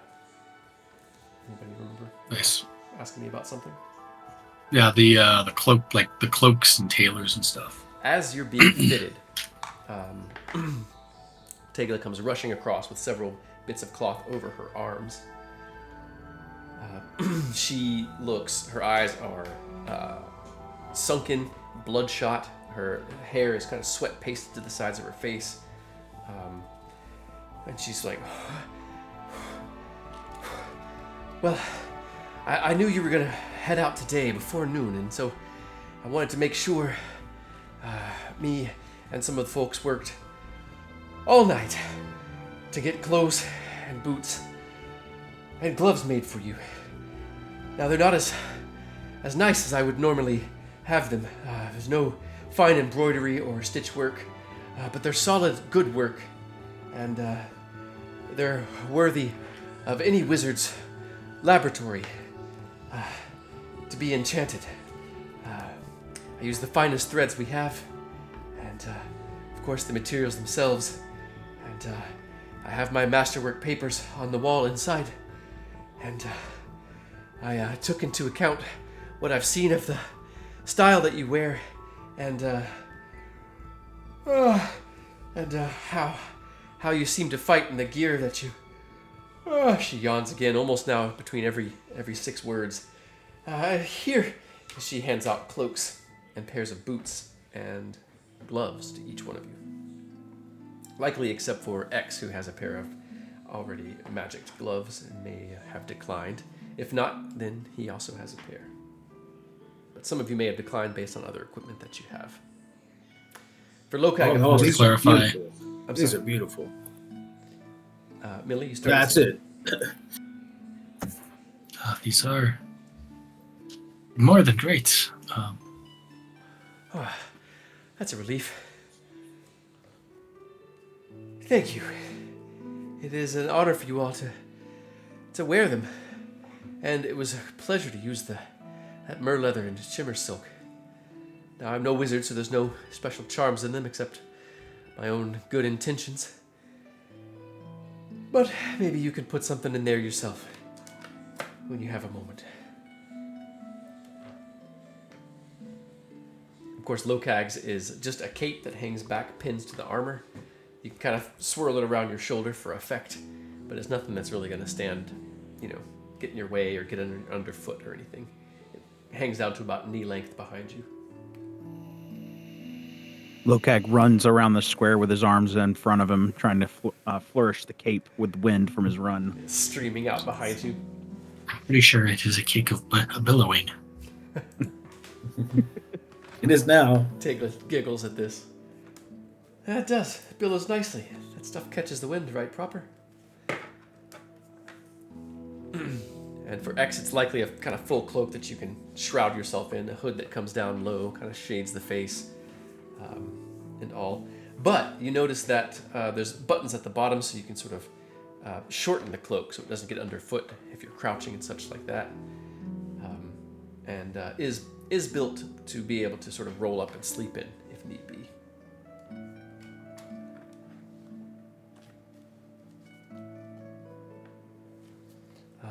Her small bevy of assistants come out and are, looking at their handiwork and such.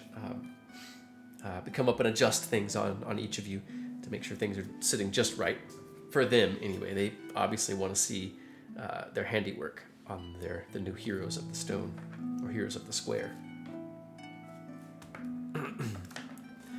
The cloaks are light, but you tell they could be warm during a cold evening.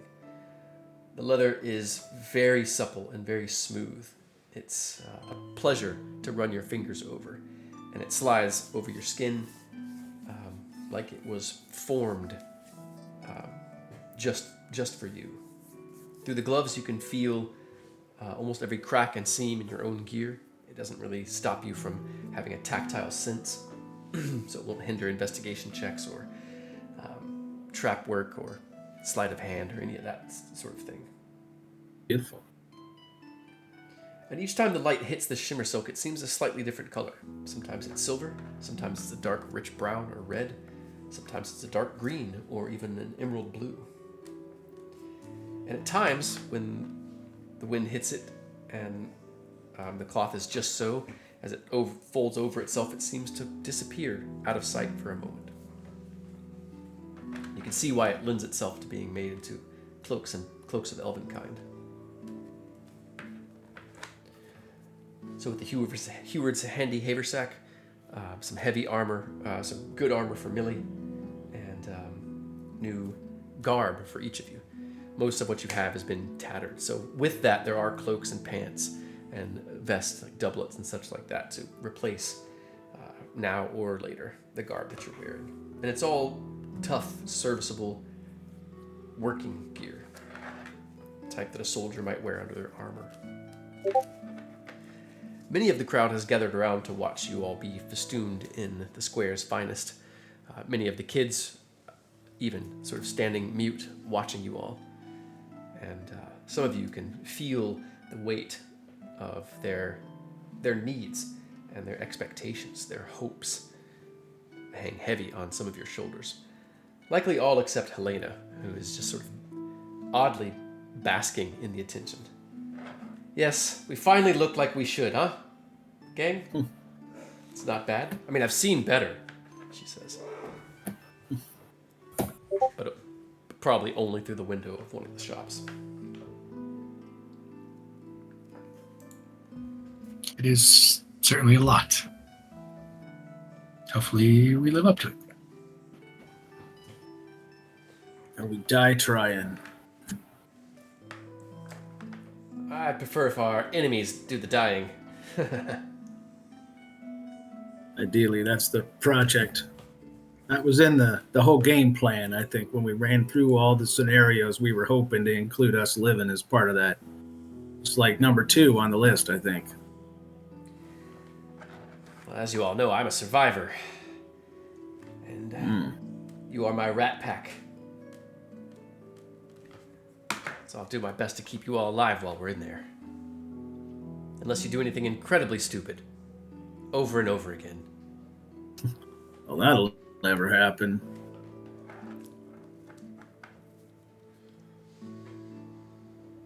So there's not really any fanfare or anything. The crowd's pretty silent.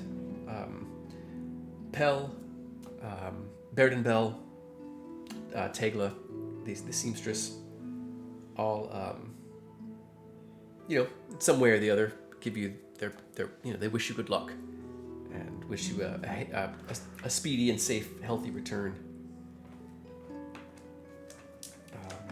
But they don't cheer. There's no song sung. There's just though they have sort of, at least especially, Pell has said, "Don't worry about us. We'll be fine. You got things to do." You can definitely tell that they feel a little bit less without you all's presence, and that you all are leaving.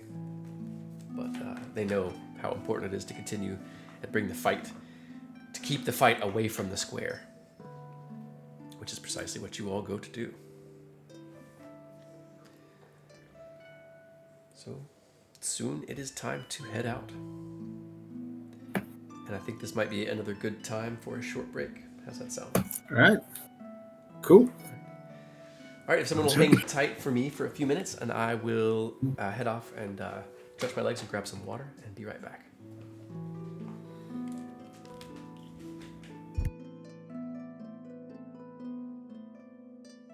I will be right back. Unallowed.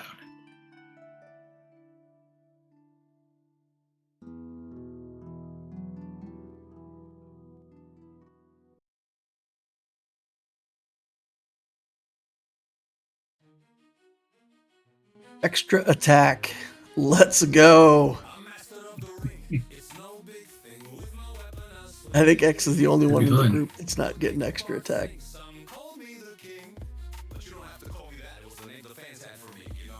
Yeah, it's gonna change things. Combat Level should 5. feel. Man, I hope combat should feel a little different now. Anyway, I know DM will just scale it up, so it's like it's not really relevant, but still. Man, I appreciate getting items that can be enchanted, then finding a person to enchant it or trying to figure out how to enchant it ourselves. I don't know. It's a process, and I just don't.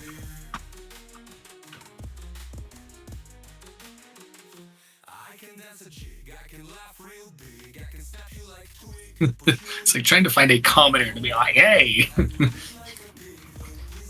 do you know how to do this thing? It's like, no, that doesn't make any sense. How's Millie looking for AC with the new armor and stuff? Sitting at 21 AC without Shield of Faith. That's another 2, right?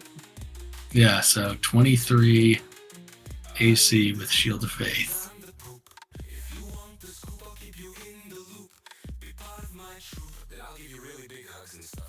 Pretty good, pretty good.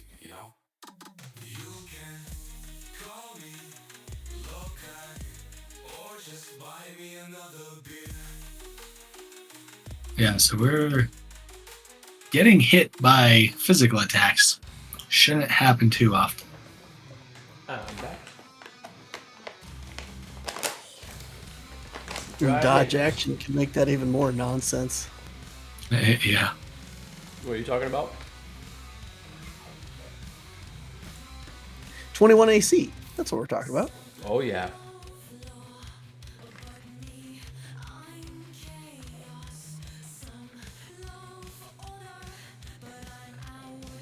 Yeah, 21 to 23 AC. I just gotta find somebody to make this cloak a cloak of protection. I'd be sitting pretty at 22 to 24. Sick. Look, protection. I hear that's good. Cloak of displacement could also be good. Very true. But that's what I was wondering is kind of like what like rarity level could this clothing article be enchanted to, or kind of like what limitations might it have? Obviously, for future thoughts, but It's more a matter of how much time you would have, or and the skill, the powers available to the person doing the enchanting. I find that the level 20 wizard Right. you hid just around the corner.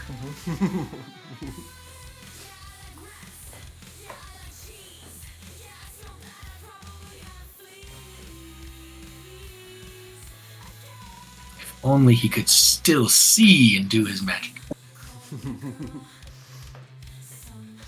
Yeah, so otherwise it'd be kind of limited to stuff that the party can do, or that the party would be able to do. So powers that you all would have at higher levels, provided you're using Bridget's Fire to enchant it. Take a certain amount of time. And if you were using Bridget's Flame, then you would kind of have to enchant it in stages, and you might be able to increase it. But starting out, it would probably be just like uncommon. Or, Okay, yeah. Step 1, remove stone. Step 2, unlimited access to flame. Step 3, profit.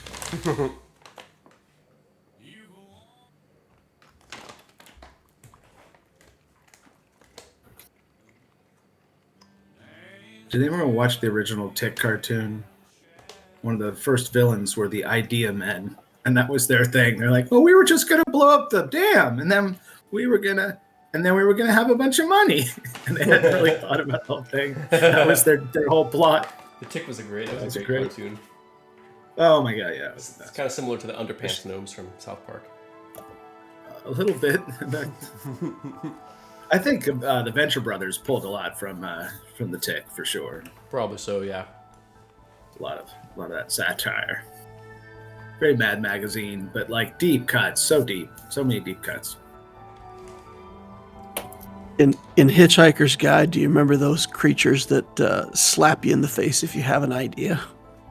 No. I don't. Was that in the first book? I remember the Vogons. Those are the aliens I remember. It's in the movie. Yeah, it's in the movie.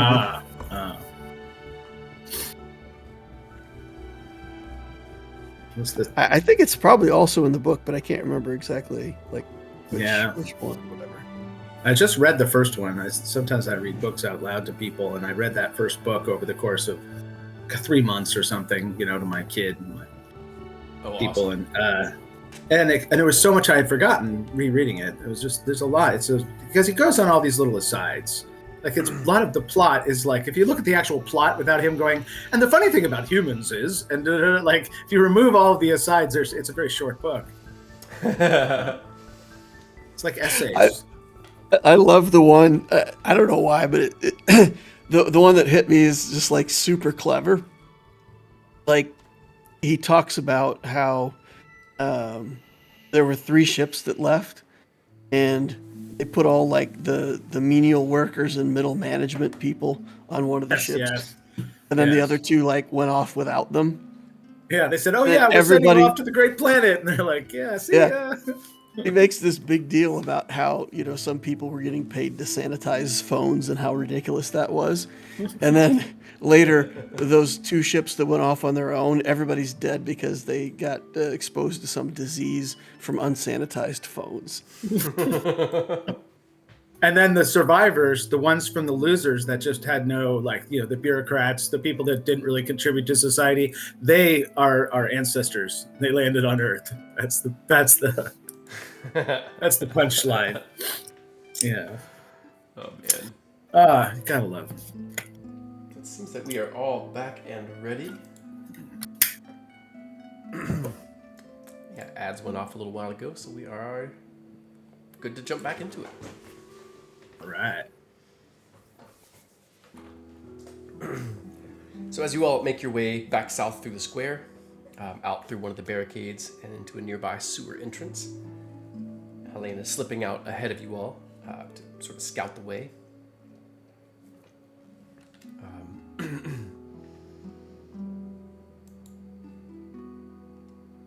Let's see here. Someone go ahead and roll a stealth check and a perception check for Helena. And anybody that wants to scout with her can do that. So X, if you wanted to also scout, you can.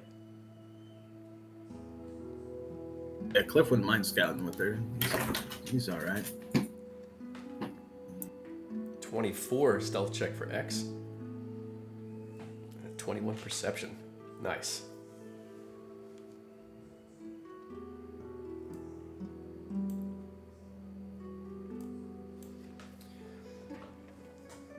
So yeah, likely Helena would be up there with you all just because she knows the sewers a lot better than you all do.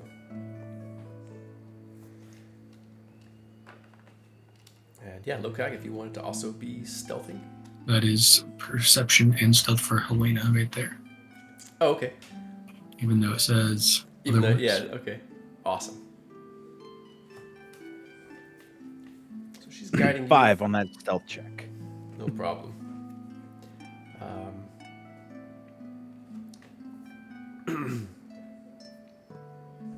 Look, Hank's just running around getting.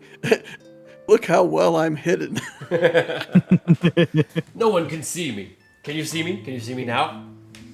He's finding all the broken glass and everything that's down there. It's just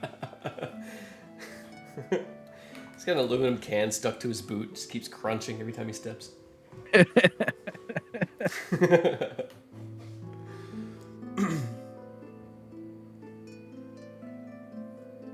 so slip. Yeah, stealth as I'm trying to hold Lokag back. Right, yeah. Yeah, probably holding him back and letting X, Helena, and Clifford kind of slip up ahead.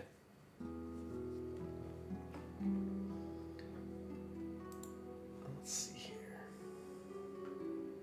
We'll go ahead and we'll lure him back here. You just sit quiet, sit tight, just for a second. Lokag sits on a box and it breaks and makes even more noise. Who puts wine glasses in a box on the floor? So you all make your way through what's now, to the rest of you, is becoming a familiar path. Down through a long corridor.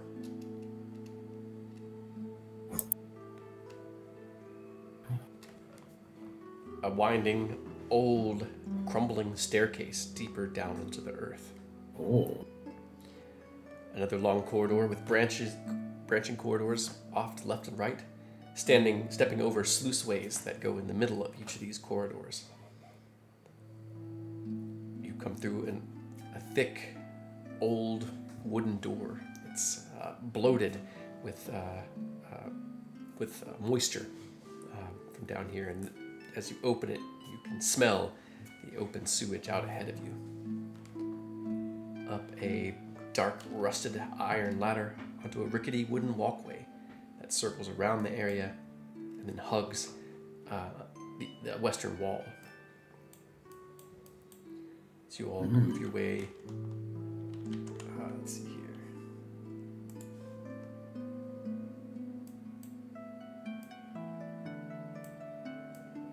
The door is just out here, out of sight, beneath the walkway. You make your way up the ladder. Helena's senses are alert for slimes. She doesn't seem to sense any near enough to be a threat, as she doesn't mention them. You all make your way along this wooden walkway. You can hear like falling and rushing water down below. And soon you all come to the broken section of wall.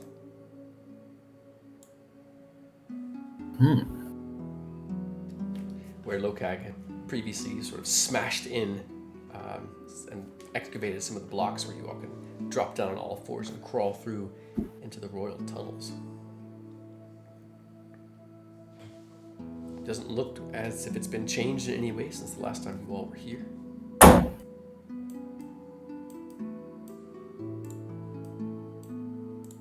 Some of you obviously can see in the darkness, but not all of you can. Are you all going in darkness and guiding those who don't have dark vision? Or are you using some sort of light source down here? I think it's safer to stay in the dark if we can handle it. Anything we're going to run across is, well, they're not going to be concerned about the dark at all. So, unless you want one of us to be bait, but I'm happy to guide you. X has dark vision. Yeah, most of us can see. And Helena? Does Helena have dark vision? I don't need it. I know these sewers so well. I grew up in them. Of course. Now, once we're fighting, I'll drop a torch on the ground so I can see. But until then, I'll just feel along the walls. There you go. What about Lokag? Lokag is stumbling along the path in darkness. Millie, I'm sure, is helping Lokag in the sort of near the rear of the walkway of the party and just guiding him along. Chaperoning. Yeah, kind of helping. Millie is also familiar with these paths, but luckily there's kind of a low kind of light coming from the sheathed sword, kind of like a low torch.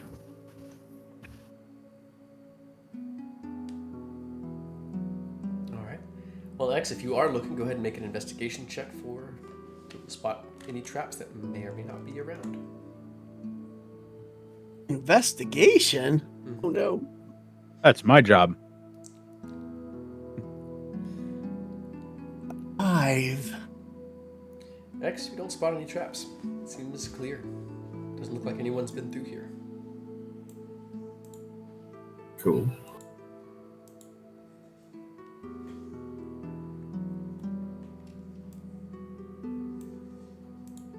All right, so who drops down on all fours and crawls into the nobles' corridors first?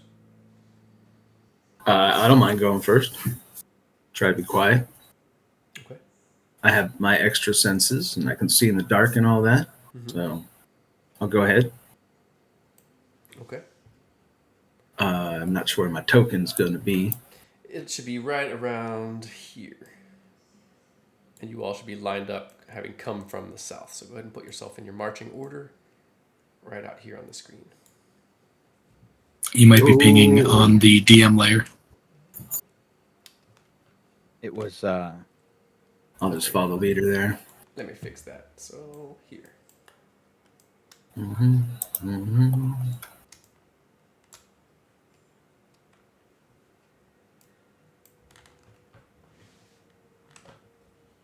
There we go. So we're going north onto this hallway. Yeah. So before Cliff goes in there, he's just gonna do a little just wanted to see there's a cool little thing that lets them people get disadvantage on them. It's a little cantrip. It's a cute little cantrip. Before he goes in, just as a ritual. And then he'll try to see what he sees. He'll be stealthing. Let me know if I should roll more. Okay. So you should roll a dexterity saving throw as you slip in between the blocks. Oh no! This is about where it's at. All right. Oh, no. Dexing. Mm-hmm. How was that? A 14 is sufficient. So as you drop to all fours and slip forward, your hand catches on a thin, strand of rough rope, some sort of tripwire. Ah. Do not trigger whatever it is. Oh. Can we have Helena disarm it? That seems to be Helena's bag. but I'm happy to do it too. If I have to do it like while I'm standing on it or something, I have to try to disarm it. You've already got your hands on it. Yeah, I'll try to disarm it. So, Okay. Do like a sleight of hand check or something. Um, Not sure what disarm is. yeah, it's usually thieves' tools. In roll 20, there's Same nothing called thing. thieves' tools. So yeah, go ahead with that sleight Yeah. of hand. That'll work. Yeah. See how well he does. Oh, I did pretty good. He's a hunter, so it's kind of a thing. So where you found the prisoners were upstairs. We're on the ground level of the stone. Mm-hmm. The sewer leads to underground, the very bottom level with the sewage and stuff like that. So I'm seeing some talk in chat with X. And to be clear, are we going back to the wall area where we found the prisoners? Yeah, because we may not actually be in this area if we are misunderstanding each other. We might. Sounds like yeah. We're going toward I the had thought ritual, that was yeah? I had thought that was the plan, that we were going to try to disrupt that shaman dude that was. We found the room that was psychedelic or whatever, that we had to jump over pits to get to. I thought that's where we were going, but if other people. That's what I thought as well. Okay. Mhm. So there was the wizard's chamber on the ground floor of the Goblin Stone, where there's a magic circle where you would disrupt. Yep, we wanted to take the sewers as far as we could to get there so we couldn't travel over land, which might be where the confusion came in. Okay. All right. Well, give me just a moment then. But if you have a whole encounter planned, I don't want to blow it for you. No. That's no worries at all. It's more important to be on the same page, and yeah, occasionally that happens in D&D, so no problems. You all slip through the underground areas. You come back into that sort of domed space with the broken, leaning columns.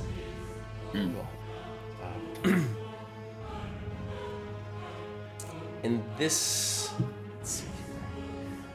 In this area, X, you find a few simple goblin traps that you're able to avoid pretty easily. But you don't hear any goblinoids or see any sign of them. There's a faint, lingering smell of that sour milk that's just barely stronger than the smell of sewage. It's indicating that they were recently here, where you met Wynn and Tar, absolutely. But climbing upward into that sort of broken basement of a house where you first met Wynn and Tar, you will then come out, maybe 60, 70 feet from the stone itself. Cool. To the stone. All right, let me double check something real quick. Yeah, and I was considering doing Pass Without Trace, y'all. I mean, if we get to there and like look out and look up and see like wyverns, might be a good idea. Yeah, I mean, it lasts an hour. So I might rock that when we come out. Next time we gotta hide. I think it's worth it.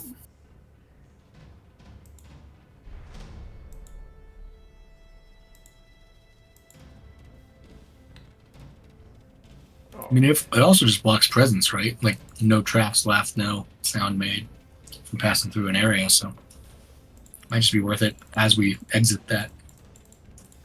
Yeah. I don't, yeah. That's what I'll do. I'll do it when we get out.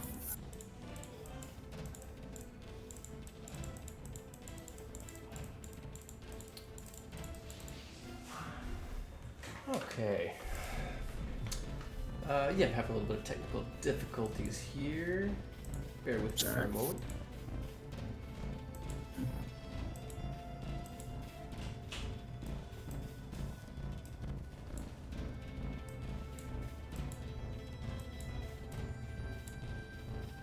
As we're traveling through the sewers, Lokag kind of stoops down and grabs Millie's hand throughout the entire time until we get above ground, where he sort of breathes a huge sigh of relief.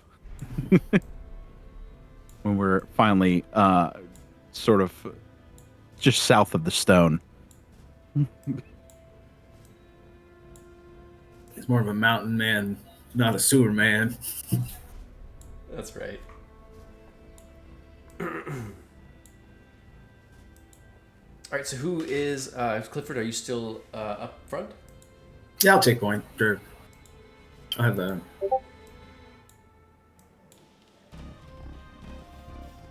shield and rapier ready.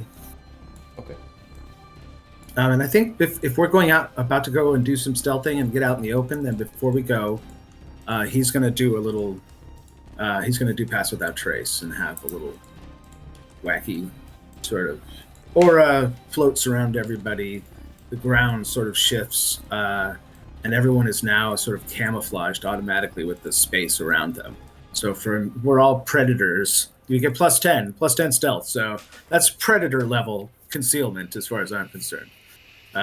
So you see Cliff first. It just showers down as his body becomes like the buildings behind him and the dirt around him and blends in, and he goes all predator, and everyone else does. And he says, "All right, follow me. Be quiet." As Clifford explains this magic to Lokag, Lokag is reaching over and grabs a dead branch with brown leaves and sticks it up over his face. And he goes, I have never been so stealthy in my life. I could use this in the mountains for hunting. Mustache Man, we will have to go. I'm down. I'd love to see how you hunt. Oh, yes, we hunt bear and wolves. It is a great time. You can do your proving hunt, even though you are kind of an old man at this point.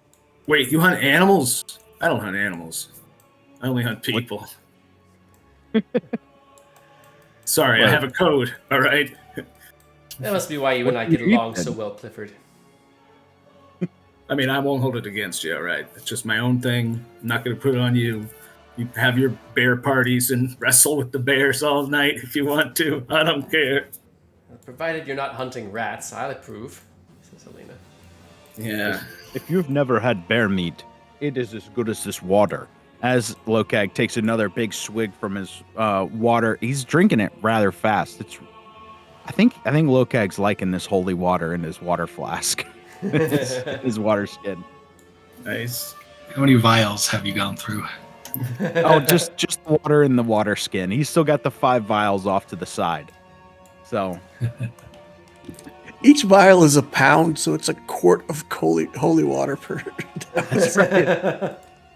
Get Does a it have a liter of brand? holy water for Does a it top.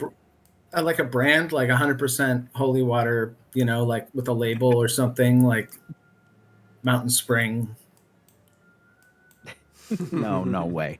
It's just Whoever made it must have like their tag or something, Oddly, the From- label has 2 pictures of a hot dog in the shape of a cross. Beautiful. Yep. When Lokag found out what a hot dog was, he put down like 23 of them in one sitting. Alright,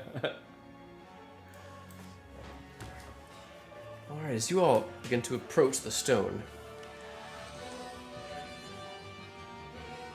you all still have the amulet from the goblin mage.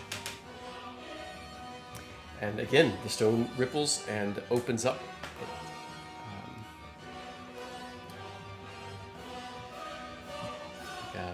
Like a pore opening in the side of this massive stone. And that rippling the stone ripples ahead of you. As each step you take, the stone continues to open. So with Clifford just ahead of X, and X, opening the way, you all slip forward.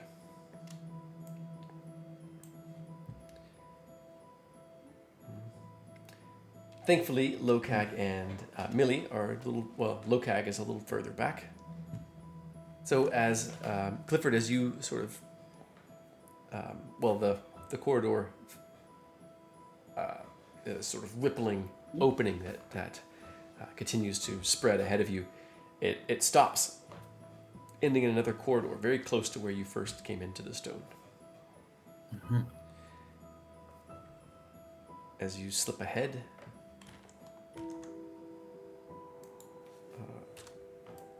you can go ahead and draw your token out onto the map. All right.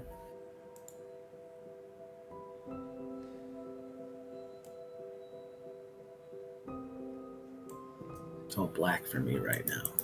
Let's see. Right here. Zoom out just a little bit. Darkness. Let me try this. It's all darkness. On the. Oh wait, I think I found it. Maybe not.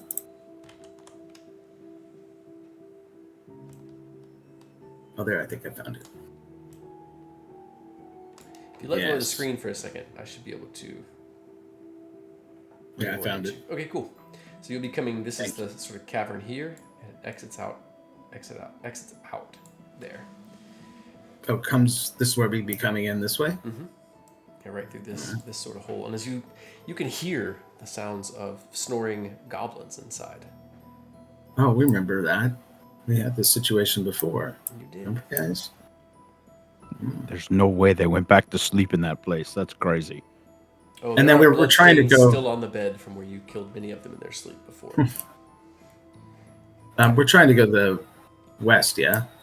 Yeah. Where that... Now, do I recall whether this goblin here to the west is a fake one?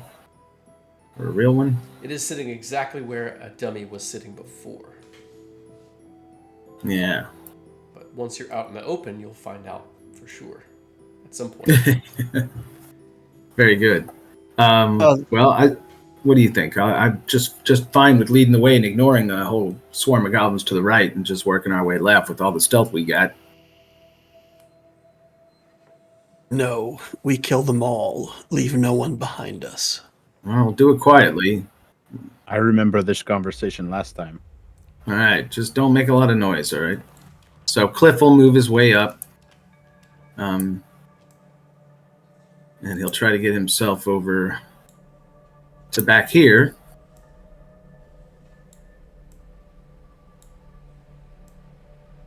Remember, you have extra attack now, too. Yeah, oh, I know. Don't you...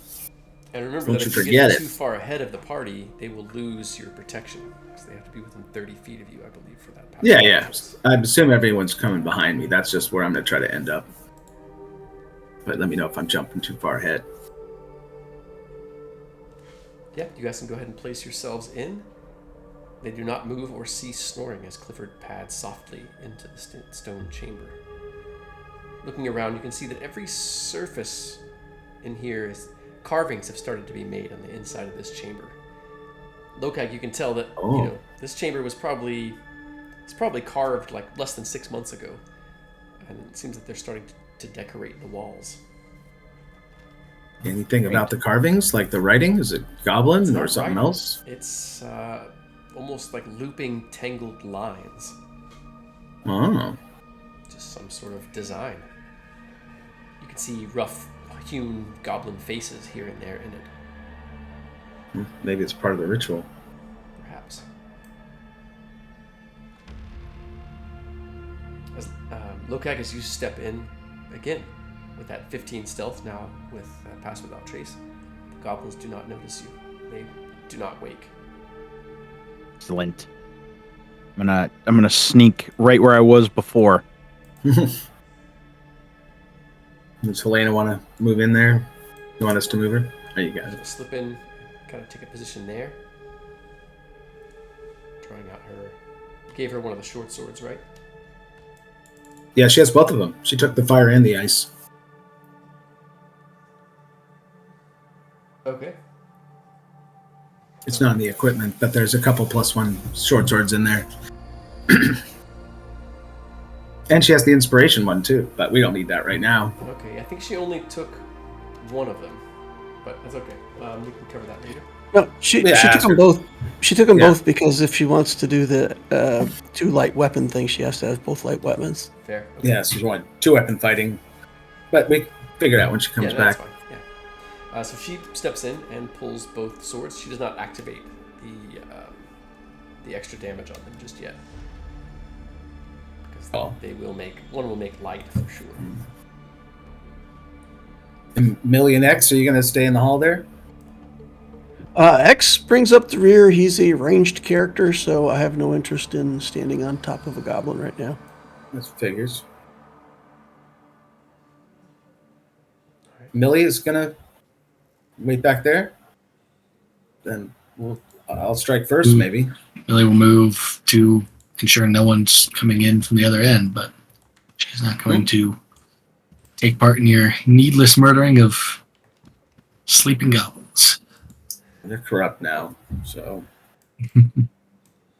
I was against it before, but they're corrupted, so fuck them. Just be sure Millie stays within 30 feet of this cliff if she wants to hide. All right, we initiative or something. We'll just go in order. Clifford, you make an attack. All right, I will attack. Counterclockwise around. So go ahead and make your All right. attacks. All right, yeah. So he'll do his first blade attack with his rapier. I imagine that hits. 22 is definitely going to hit. You're rolling with advantage too, so go ahead and roll it again just in case it's a crit. Oh, fish crit. All right.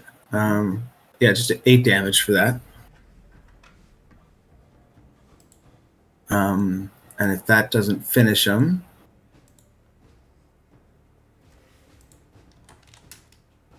then I'll hit him again, I guess. Actually, now that I think of it. But yeah, does that finish him? It does. Oh, okay. Then Lokag's got those guys.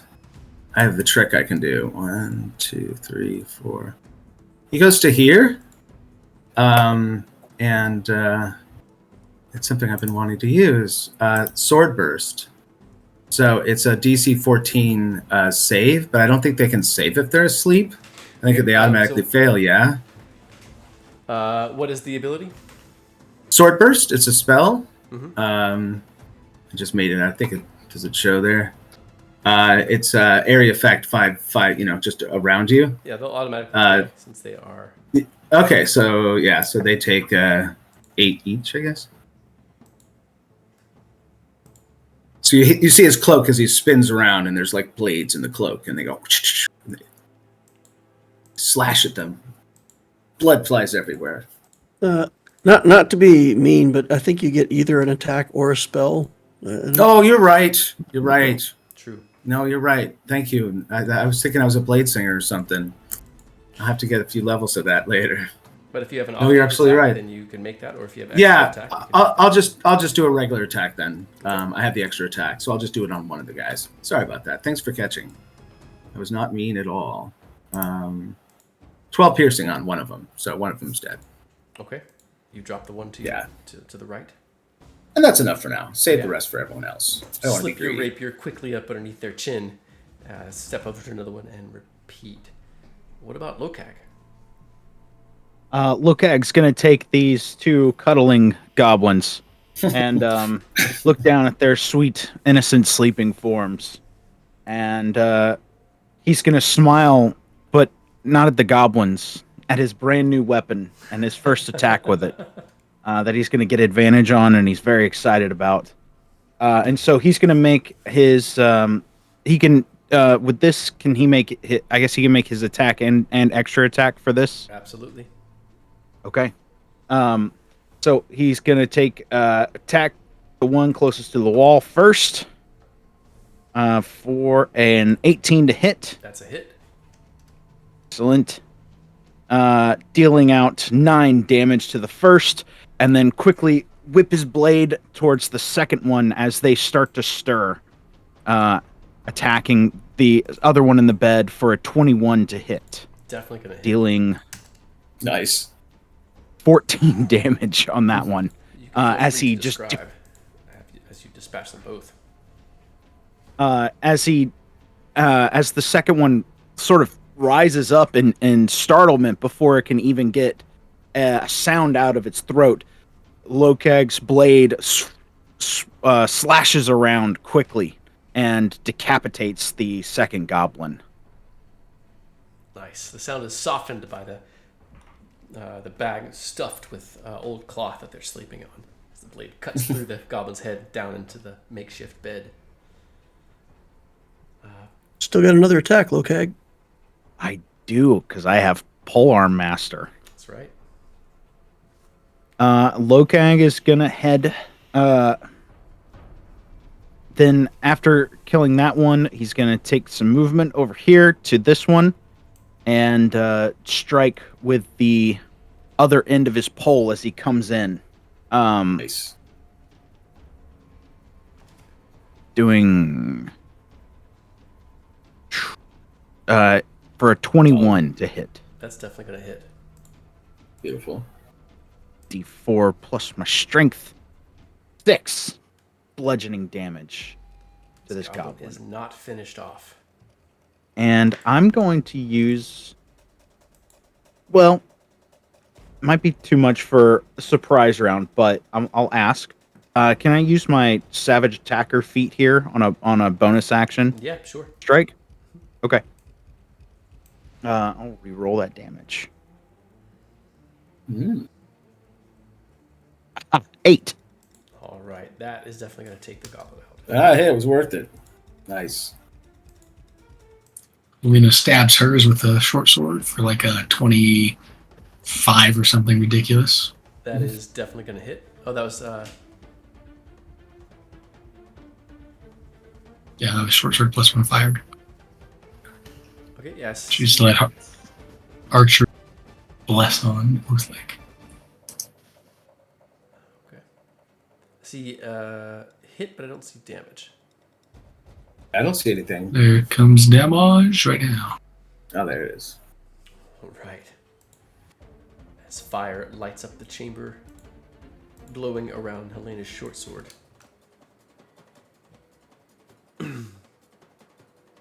She unceremoniously hacks down with the short sword into the goblin's face. Hopefully, hoping to suppress any gasps of pain or shouts of alarm. And in less than a handful of seconds, all of the sleeping goblins are dead. What is Millie doing during this time?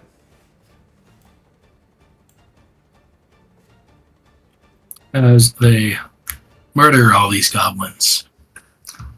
Okay. Cleric, I don't care, it's Joe.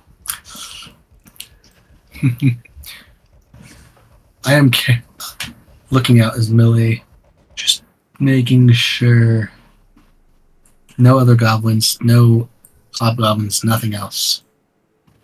Coming this direction to kind of notice us trying to make sure that no one, nothing else is kind of rubbing around out there that would catch that sign that we have entered the stone. Okay. You hear a distant echo of goblin voices. It sounds like they're talking about something. It seems pretty far away, and in the twists and turns of this place, it's hard to say exactly how short, but not close enough to hear, as barely a whisper of sound escapes to echo past you. The corridor to your west is empty. Well, is silent.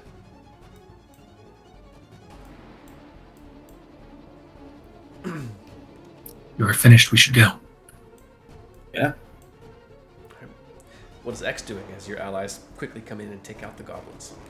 Millie steps in and X looks to the X is just looking on extremely proudly, and he'll whisper, 6 more for you, my lady. You feel a deep sense of satisfaction that you don't think emanates from you. And X will wait to take up the rear on this. And I don't know if it makes sense, but can I sort of ready an action that if I see the party engage in combat that I'll cast Bless? Absolutely. That's totally fair. I don't mind taking point again and seeing if those goblins are real or fake.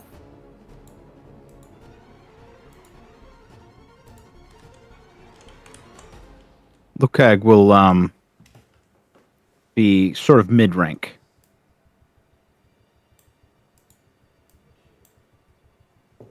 Yeah, I'll probably. I remember he fell around here before. There was that pit, and it made him. So he's going to be extra careful and Pit is cautious. still there for sure. I mean, Yeah. I was gonna say, I'm hoping these are the pits.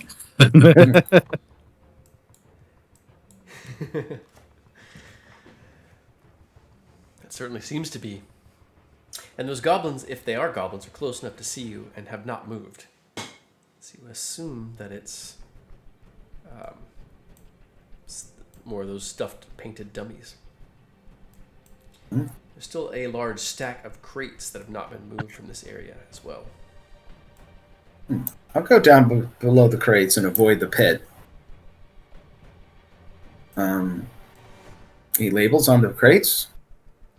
They are written in, well, do you understand deep speech? I know primordial. But I don't think I got deep. So you recognize the, Not that the deep. alphabet, the way it's written, but the words themselves don't make any sense to you. I'll sort of signal for others to come this way. As far as I can tell, he gives a real good look at this goblin, make sure it's actually fake and not one of their tricks. You remember the path we took to the wizard area? I never remember where we're going. It's this way, right? Is it to the west? You can make a survival check and see if you remember the twists and turns Yeah. of the Goblin Stone. Yeah. In fact, you all can, since you all are moving roughly together anyhow. Lokag sticking very close to Millie. Meh. There is a Well. burning torch in the hand of this goblin, but it is it is stuffed. It is not real. It's a fire hazard. Indeed. I'll try to move beyond it. Down. I think this is like a hallway down this way, right? I recall. I got a 12, so I don't know how good that is, but Yeah, this place is a bit confusing. Each area looks like another. But this you recognize as another bedroom.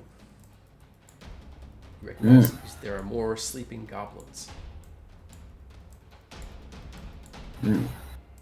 all right, I'll wait there and I'll sort of give a signal to Millie. Let's try to keep the party together as we move. I don't want to end up in combat we're with everybody together. else. Yeah, this is good. Yeah, stay within 30 always. That's the best thing for sure. Lokag, check that dummy. Oh, okay. Got it. Just light it on fire with its torch.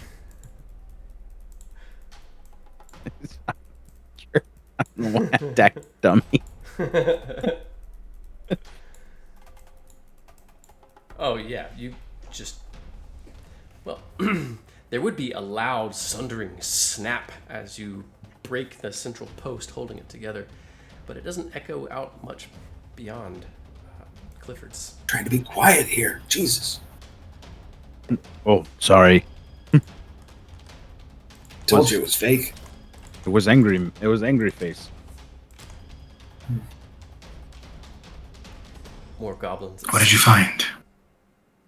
All right, we got to kill all these guys too. Can we just keep going? This ain't the right way. Yeah, this is clearly another sleeping chamber. I must have gone the other way. I'm fine with just going the other way. I don't want to just keep killing these guys. They could always come up behind us and ambush us. I don't know. I say we keep moving. If Cliff tries to move out, you'll find X blocking the path. Yeah, all right. Let's just sit there. He'll just sit there kind of stubbornly. Have fun. I'm taking You a make smoke me break. do this myself. He takes his cigarette out and he's going to have a smoke break. Leans up against the wall. Y'all, treat yourselves. Have fun. Old Cliff's always taking up the spotlight. He did Yeah, it you last time. youngins. It is his turn. You did it last time. That's right. X, the first one into the chamber. You can go ahead and make an attack roll with advantage against the nearest goblin. I want to wait till everybody else is in here too. I'm not doing this Yeah. alone I'm gonna- in the chamber. I'm sure Helena would join you. She does. She goes Yeah. between two goblins, drawing both short swords, ready to make an attack on each one. All right, X will get out his daggers. Get ready for some close work here. Let's keep an eye on the exit. We'll hang out with Millie. Lokag casts Fireball. Just kidding. You can't. I knew he was a wizard all along. See those Arcana checks. The goblins are sprawled haphazardly as if they just sort of passed out through themselves over the rough bedding. Their limbs are sort of tangled up in tattered and torn blankets. X. I think X really wants to make another appeal to Cliff to help. You know, I understand Millie might have moral objections to this, and that's fine. She can do. Now Cliff's tired. You're not going to convince him. He's like having a cigarette. He's not going to be convinced. It's his break. He's a union guy, you know. It's lounging. the bounty hunters union. Yeah. We got bylaws. He is lawful neutral, so he has to follow like certain codes. And like the first group was like, yeah, maybe they come after us, but nah, there's a certain point where he's just tired. And you guys got it. You'll kill him. If they try to come out the chamber, we'll deal with them there. But we have faith in you. Don't worry. Killing sleeping soldiers is not a war crime. I just Googled it. What is it? So whisper fiercely back and forth. Some of the goblins begin to stir, and looks like they're going to wake up any second. Get him. All right. I don't mind kicking this thing off. Lokag's gonna take 2 attacks, going for the double bed again. Okay. Let's see. Got a 20 and a 21. Both are going to hit. All right. First one, we'll go same plan. One that is closest to the wall first. See if we can kill it. 11 damage to the first one. The glaive just Nice. stabs down, piercing the chest, and once again goes in for the beheading of the second, doing 14 damage. And the one in the bed directly beside him as well. He's gonna kind of like, as he slices the head of the other one, he's just gonna continue that momentum and try and smash the other end of his pole into the sleeping goblin beside in the other bed there. Getting a Phrasing. 22 to hit. It's going to hit. And damage. And if he can, he would like to use that savage attack once again. You definitely can. Feature for 6 damage. Okay. All right. They bonks this one. The goblin is hurt, but not dead. There. All right. Next is X. Make your attacks. Okay, I'll make an attack, and I got sneak on this one, so let's go. Indeed. And advantage. 15 is going to hit. 11 damage to that one. All right. Feel free to describe or pass as you dispatch one of the goblins. I think X is just efficient about it. He just walks up and looks at the goblin, finds the right place, and just kind of draws the dagger across the throat very efficiently. Silencing. And then I'm going to use the nick feature and try to attack with my offhand on this other goblin. Okay. Nice. It is still asleep, so advantage on that roll as well. Oh. Okay. Actually, that's only going to be 1 damage because I can't use sneak twice. So you literally nick the goblin. Enough to wake it up. It does. Its eyes shoot open just as Helena attacks the goblins near her. Millie, did you want to make those attacks again? Inbound. 15 is Wrong one. Right, that's the right number. So 15 hits. Here's the damage 30. on that short sword. Okay, they both have to I be. don't know why both that short duplicates. swords. Finesse is not light. Yeah. Okay. Yeah, so I meant to do the short sword, but We'll take that 15 as a hit. is that okay? That is. So yeah, 15. Okay, that's why it's duplicating. It's the piercing damage and then the fire. So that's 21 damage. Dang. She can do 2 separate targets with that. No. So that's all that is the damage of one attack. No, it shouldn't be that. 21 high. is one. It, Those are 2 separate attacks, right? yeah, those are 2 separate. No. This should be the. Okay. D6 plus Yeah, well- fire, yeah. Yeah. Well, that's what I'm saying. Is like, yeah, there's. Okay, I see what's happening. Let me fix it. Yeah. No worries. Yeah, I did not get those on her sheet properly because I think I missed that last session that they got sheets. No worries. So it should be 11. It's all good. It's about right for the damage on one of them. So, what I'm probably hearing is that the piercing should be a D6 plus her dex, and then a D4 of fire damage. Correct. Yeah. +1. This is +1 weapon, too. Right. And then Right. offhand won't get her dex bonus, but will get cold damage. Let's go ahead and roll a D4 for that cold damage on the second goblin.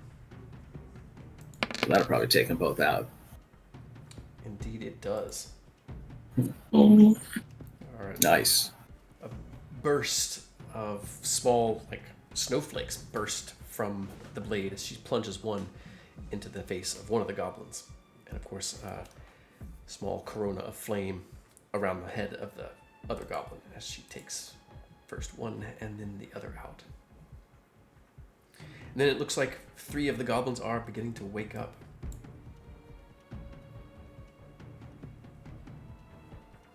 In which case, everyone highlight their tokens and roll initiative.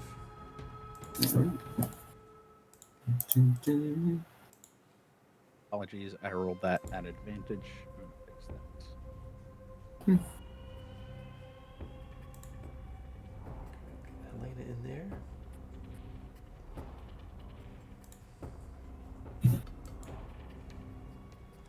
Goblin. And Millie is kind of still just standing back and waiting until maybe some of them come rushing past her or something like that.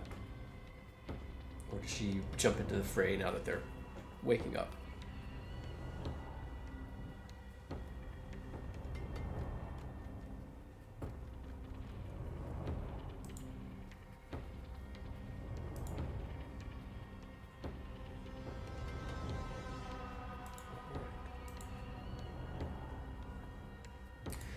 Top of the order. Goblin shouts in its own tongue. Wake up! Shouts the goblin. Clifford can understand. It looks surrounded. Good.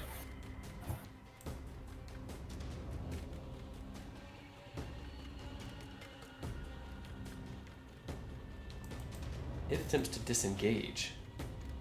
With its bonus action, uses its action to dash. It slips past you all. Oh. Next in the order is Clifford. Well. Millie's probably got that. So Clifford just leans on the wall, continues to enjoy his It can go cigarette. through.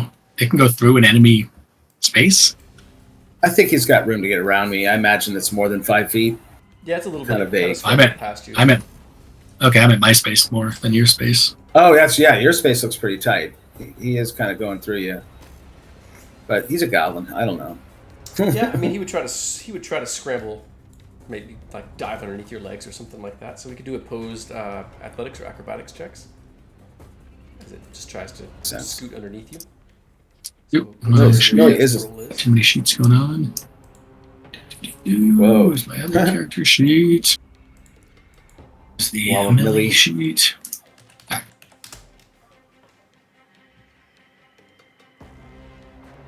There we go. 22. Nice. Make sure it's popping up for the stream. I'm not going anywhere, buddy. Yeah, probably not. +2 on that. He can only match it, and he's not going to. Oh, should not be whispered. Should be public, but it was an 11.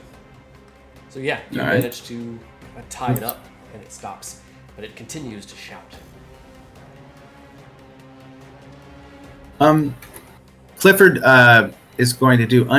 He sits there smoking a cigarette while everyone's doing this, looking like he's just gonna watch this time.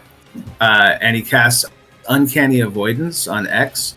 So he just sort of, you got this. He points at him, which is part of the somatic component of the spell, and they'll have a disadvantage on attacking him next round if someone attacks X. So otherwise, that's all Cliff's doing. He sits there and he smokes the cigarette. You got that, Millie? And that's his turn. So as the one goblin's trying to get past Millie and is shouting alarm, wake up! Trapped! It shouts. The other goblin kind of springs to its feet and pulls a rusty scimitar out from underneath. It pulls it out with its blanket, coming up into like a crouch on the bed. Its eyes dart back and forth. Its misshapen face twisted with fear, surprise, weariness, and anger.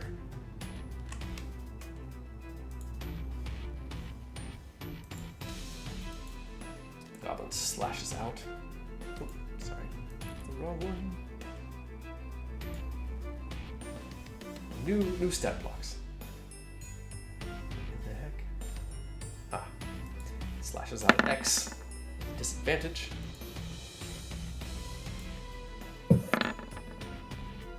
For a 6 to hit X, which is obviously not going to hit. Woo. Next in the order is X.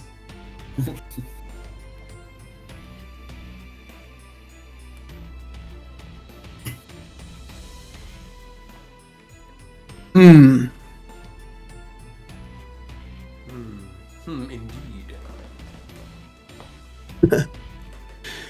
Yeah, X doesn't really want to be in hand to hand.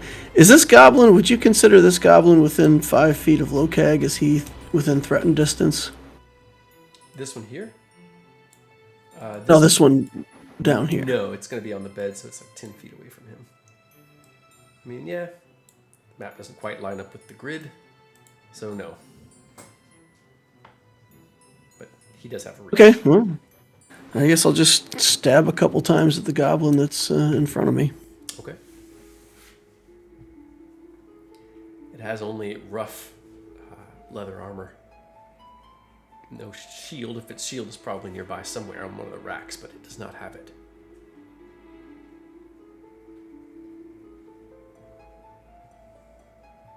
Oh, wow. Nice roll. That's a hit. And feel free to describe or pass as you finish off the goblin. X is looking around for a better target. He's like, Then he just kind of, right where he nicked it before, he just finishes the job. Nice. Right back into the same spot. Not too good with his left hand, but the right hand seems to be pretty accurate. The goblin sags. And, Clifford, you hear it croak. The one-eyed. As if it's calling out for its god. Hoping to be drawn into its Say hi for me. X slips All right, light-footed across the chamber. I'll over there and do the offhand.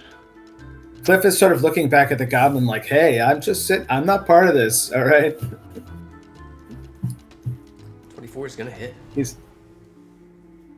That's only 2 damage. Okay.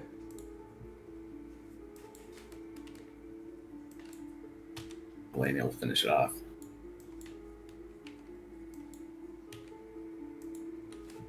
It's still got a big pokey hole from Lokag, so maybe it's enough. So let's see here. That That's was true. your offhand attack, right? Yeah.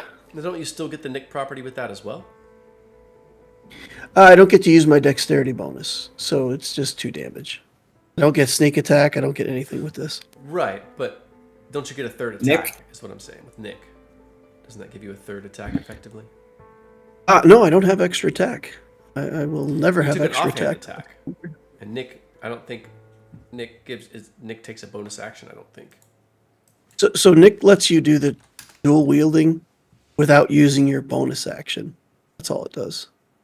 Okay, so you still have your bonus action. Okay. I still have my bonus action. In this case, I don't need to use it, but I might in future turns. Yeah, totally. Okay. So it sounds like Helena runs up to finish the goblin off, climbing, storming up onto top of the roughly made bed, and stabbing down at it. Fire blazes in her fist as she strikes true. She's hitting them all in the exact same spot if she can, right in the middle of the face. It's definitely a hit.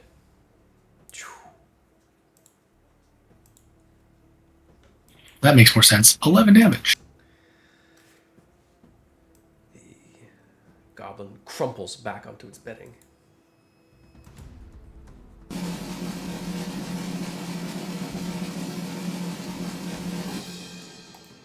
She's only got 5 more feet. And she's not going to throw one of her short swords. So what does Lokak do? Lokag is going to drop. Dude. Oh gosh. Well, he'll go past the leaning cliff, and I don't think that's quite close enough for an attack. So Cliff does like a bull, kind of like Toreador, like swirl as he sort of introduces you, waves you by. on his run up, Lokag is going to throw a hand axe at the goblin. Nice, okay.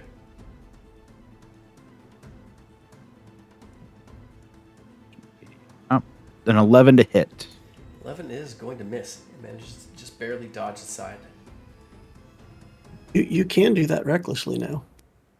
Oh, absolutely yeah, I don't can. have to be raging to do that. Mm-mm. I will do that recklessly now. Okay, roll again. Whatcha-pacha! Reckless attack. So you're not Arr, aware. 21. Yeah, absolutely. Now, in the future, you'll have to say it now that you're aware that you can do it out of rage. I need you to say it, or we're just going to stick with the 11. But this time, that 21 is definitely going to hit. Let's see some damage on that goblin. Right. 7. Goblin is very hurt, but does not fall. Even though the bit sort of buries itself in its scrawny shoulder. Its eyes go wide with pain as, from Millie's perspective. What else does Lokag do? Lokag's going to, I guess, recklessly attack, using his second attack and throw a second hand axe. Awesome. Just, I don't know. So, another 21 to hit. Oh God. So, as Darth I underscore like to Luquitur imagine says, this, "Hi, DM this Feener." particular extra attack, right?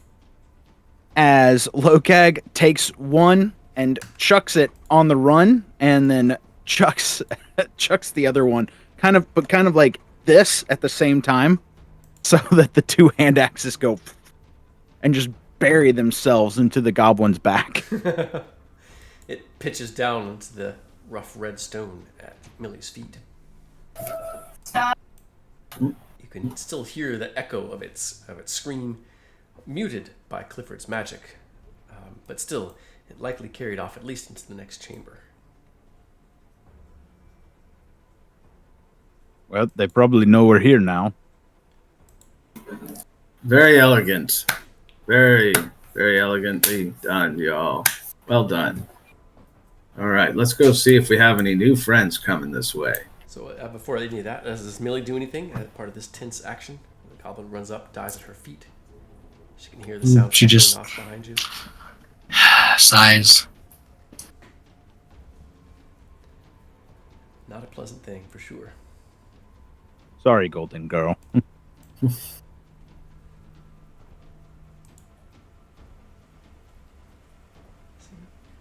Definitely. She moves up and looks for anything coming down from the way we probably needed to go.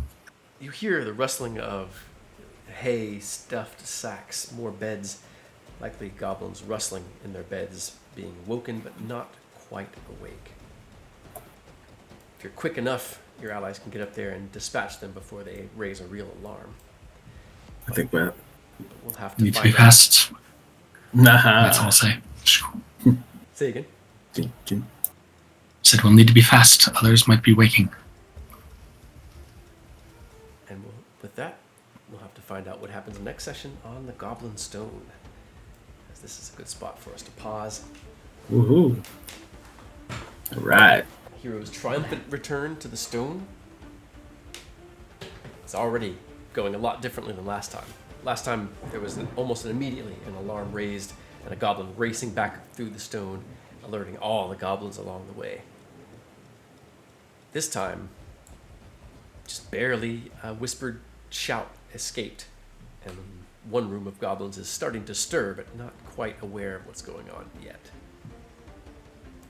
So heck yeah. Good times, gang. All right. Got some fighting in. Mm-hmm. You are Nice. pretty close to your goal as well. Just, full disclosure. Not that your characters are absolutely sure, but you know it's around here somewhere. Oh yeah, Lokag probably pulling his axes out of the dead goblin. Oh yeah. Helena actually cleaning her blades off, as they're rather nice. Not bad, she rasps. Not bad at all. She School Player Zero says, asked Mythicus what's your fave food? Mythicus likes tacos. I think he likes tacos best. Heck yeah. Yeah. All right. A bit of a murder mystery within the square. Some new gear, some new supplies, and 2 rooms of dead goblins put down almost before they could move. Heck yeah. Well, yeah, and Millie, I really like Millie. I like your role playing of her not wanting to have any part of just the cold-blooded murder of these goblins, or just the ugly, bloody work. I'm curious about your thoughts on that. What brought you to that? Yeah, so the Oath of the Harvest, the oath I took as a paladin, it as a commandment really for kind of saying like, give your enemy the chance at redemption, or give your enemy the chance at making peace. And kind of the thought process of just being like, to kill your enemy without even the ability to have that conversation in the full front of, killing them in their sleep is just that. Yeah. And like, yeah, as Cliff said, they are perhaps corrupted or cursed, but that's not exactly their doing, to our knowledge. Yeah, Cliff's converted too to you. Like, I think he's much more aligned with you now with seeing all of this. It just seems it's clear there's something at the source. It's systemic.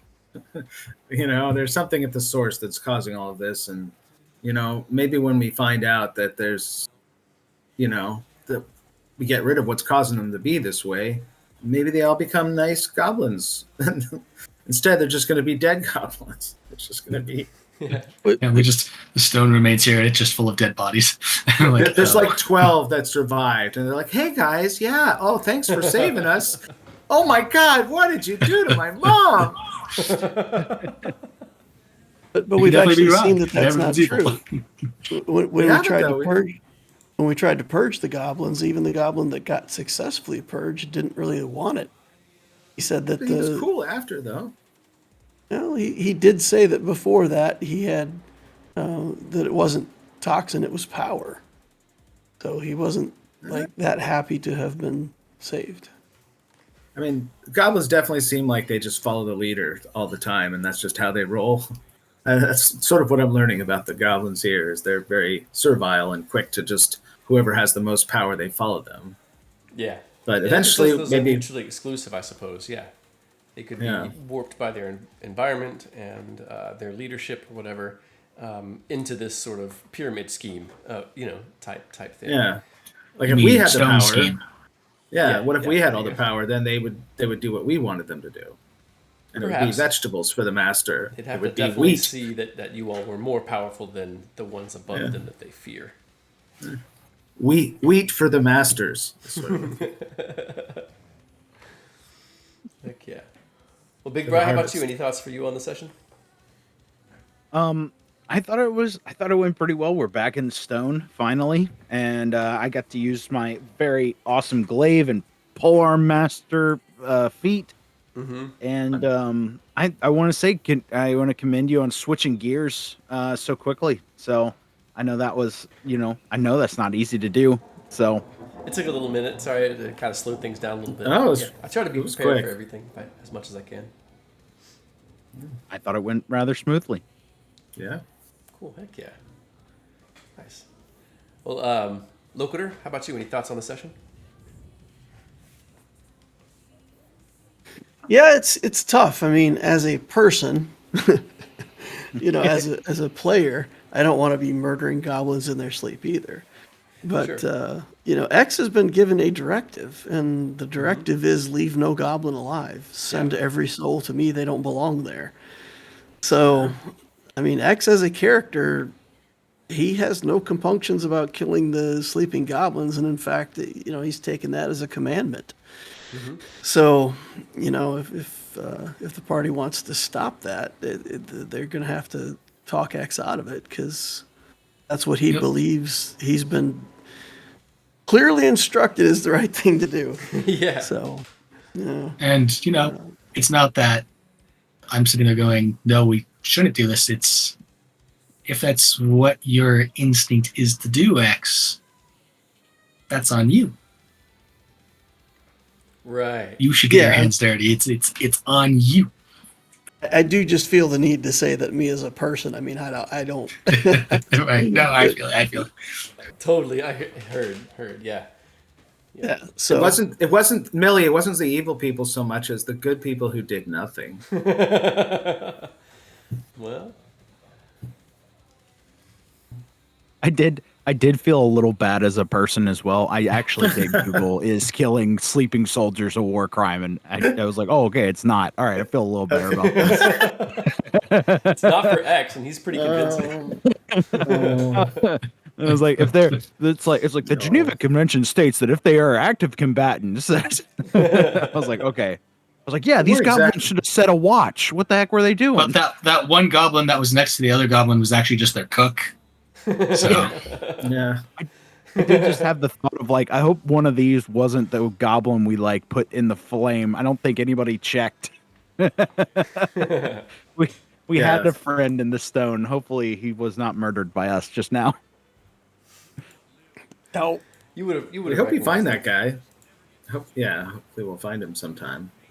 I got the feeling he was one of like a servile sort of like worker goblin down on the bottom floor, and you could hear the sounds when you were first down there. The sounds of pickaxes and excavation, like they're continuing to make chambers and tunnels. So you all suspect he's going to be on the bottom, down at the bottom of the stone. My big regret on this fight is when Cliff was taking lead and he sees there's all these goblins in there. Now he's got to be thinking, if I tell them that they're fucking there, they're going to slaughter all of them. Like at a certain point, Cliff's going to be like, "Oh no, it's fine, nothing Keep in there. moving, keep Go moving." on." Yeah. Keep. this room's You know? empty as well. Yeah. No, this is Yeah. the good He's stuff gonna- in terms of like character Yeah. motivation and like Yeah. the people. Even 5 heroes in a situation are not going to see things the same. And there's going to be some little Yeah, sure. especially with the tension of combat and survival and all this different stuff. Right. I could see you all kind of getting potentially at odds, maybe not in a way that's irritating to the players, but a way that makes interesting story. Yeah, I hope it was like that. I mean, it was super fun to be like, everyone's so motivated to be like, "Oh, let me in, coach," and we all want to have our action and do stuff. And I like the idea of just being like, No, I'm just gonna hang out. You guys go. There's the Because I talk never do that. professional. I never do that. Yeah, I always yeah. feel like I have to do everything. So it was kind of a nice little exercise, and being more of the Hannibal of the party, having everyone else do the dirty work. Yeah. So Yeah. Was was fun. anyone else have anything else they wanted to say about the session? no, I'm good. Okay. Well, heck yeah. Thank you. Yeah, It's my fun. pleasure. Thank you guys. Yeah. Mythlanders, players, and viewers alike, thanks for another awesome Monday. Thanks for all y'all's support there in chat. I'm looking forward to next week. You all will dig deeper into the stone, make your way to this Goblin Wizard's domicile and the circle of magic there, and find some way to disrupt this great ritual that the masters are perpetrating using the life, blood, and perhaps the soul stuff of your townsfolk and citygoers. But that'll happen next session and sessions ahead on Goblin Stone. Thanks, everybody. Have a great night. Take good care of yourself. Go out there and play your story, and we'll see y'all next week. Say goodnight, Mythlanders. Bye. Good Night, night. y'all. Bye. Bye.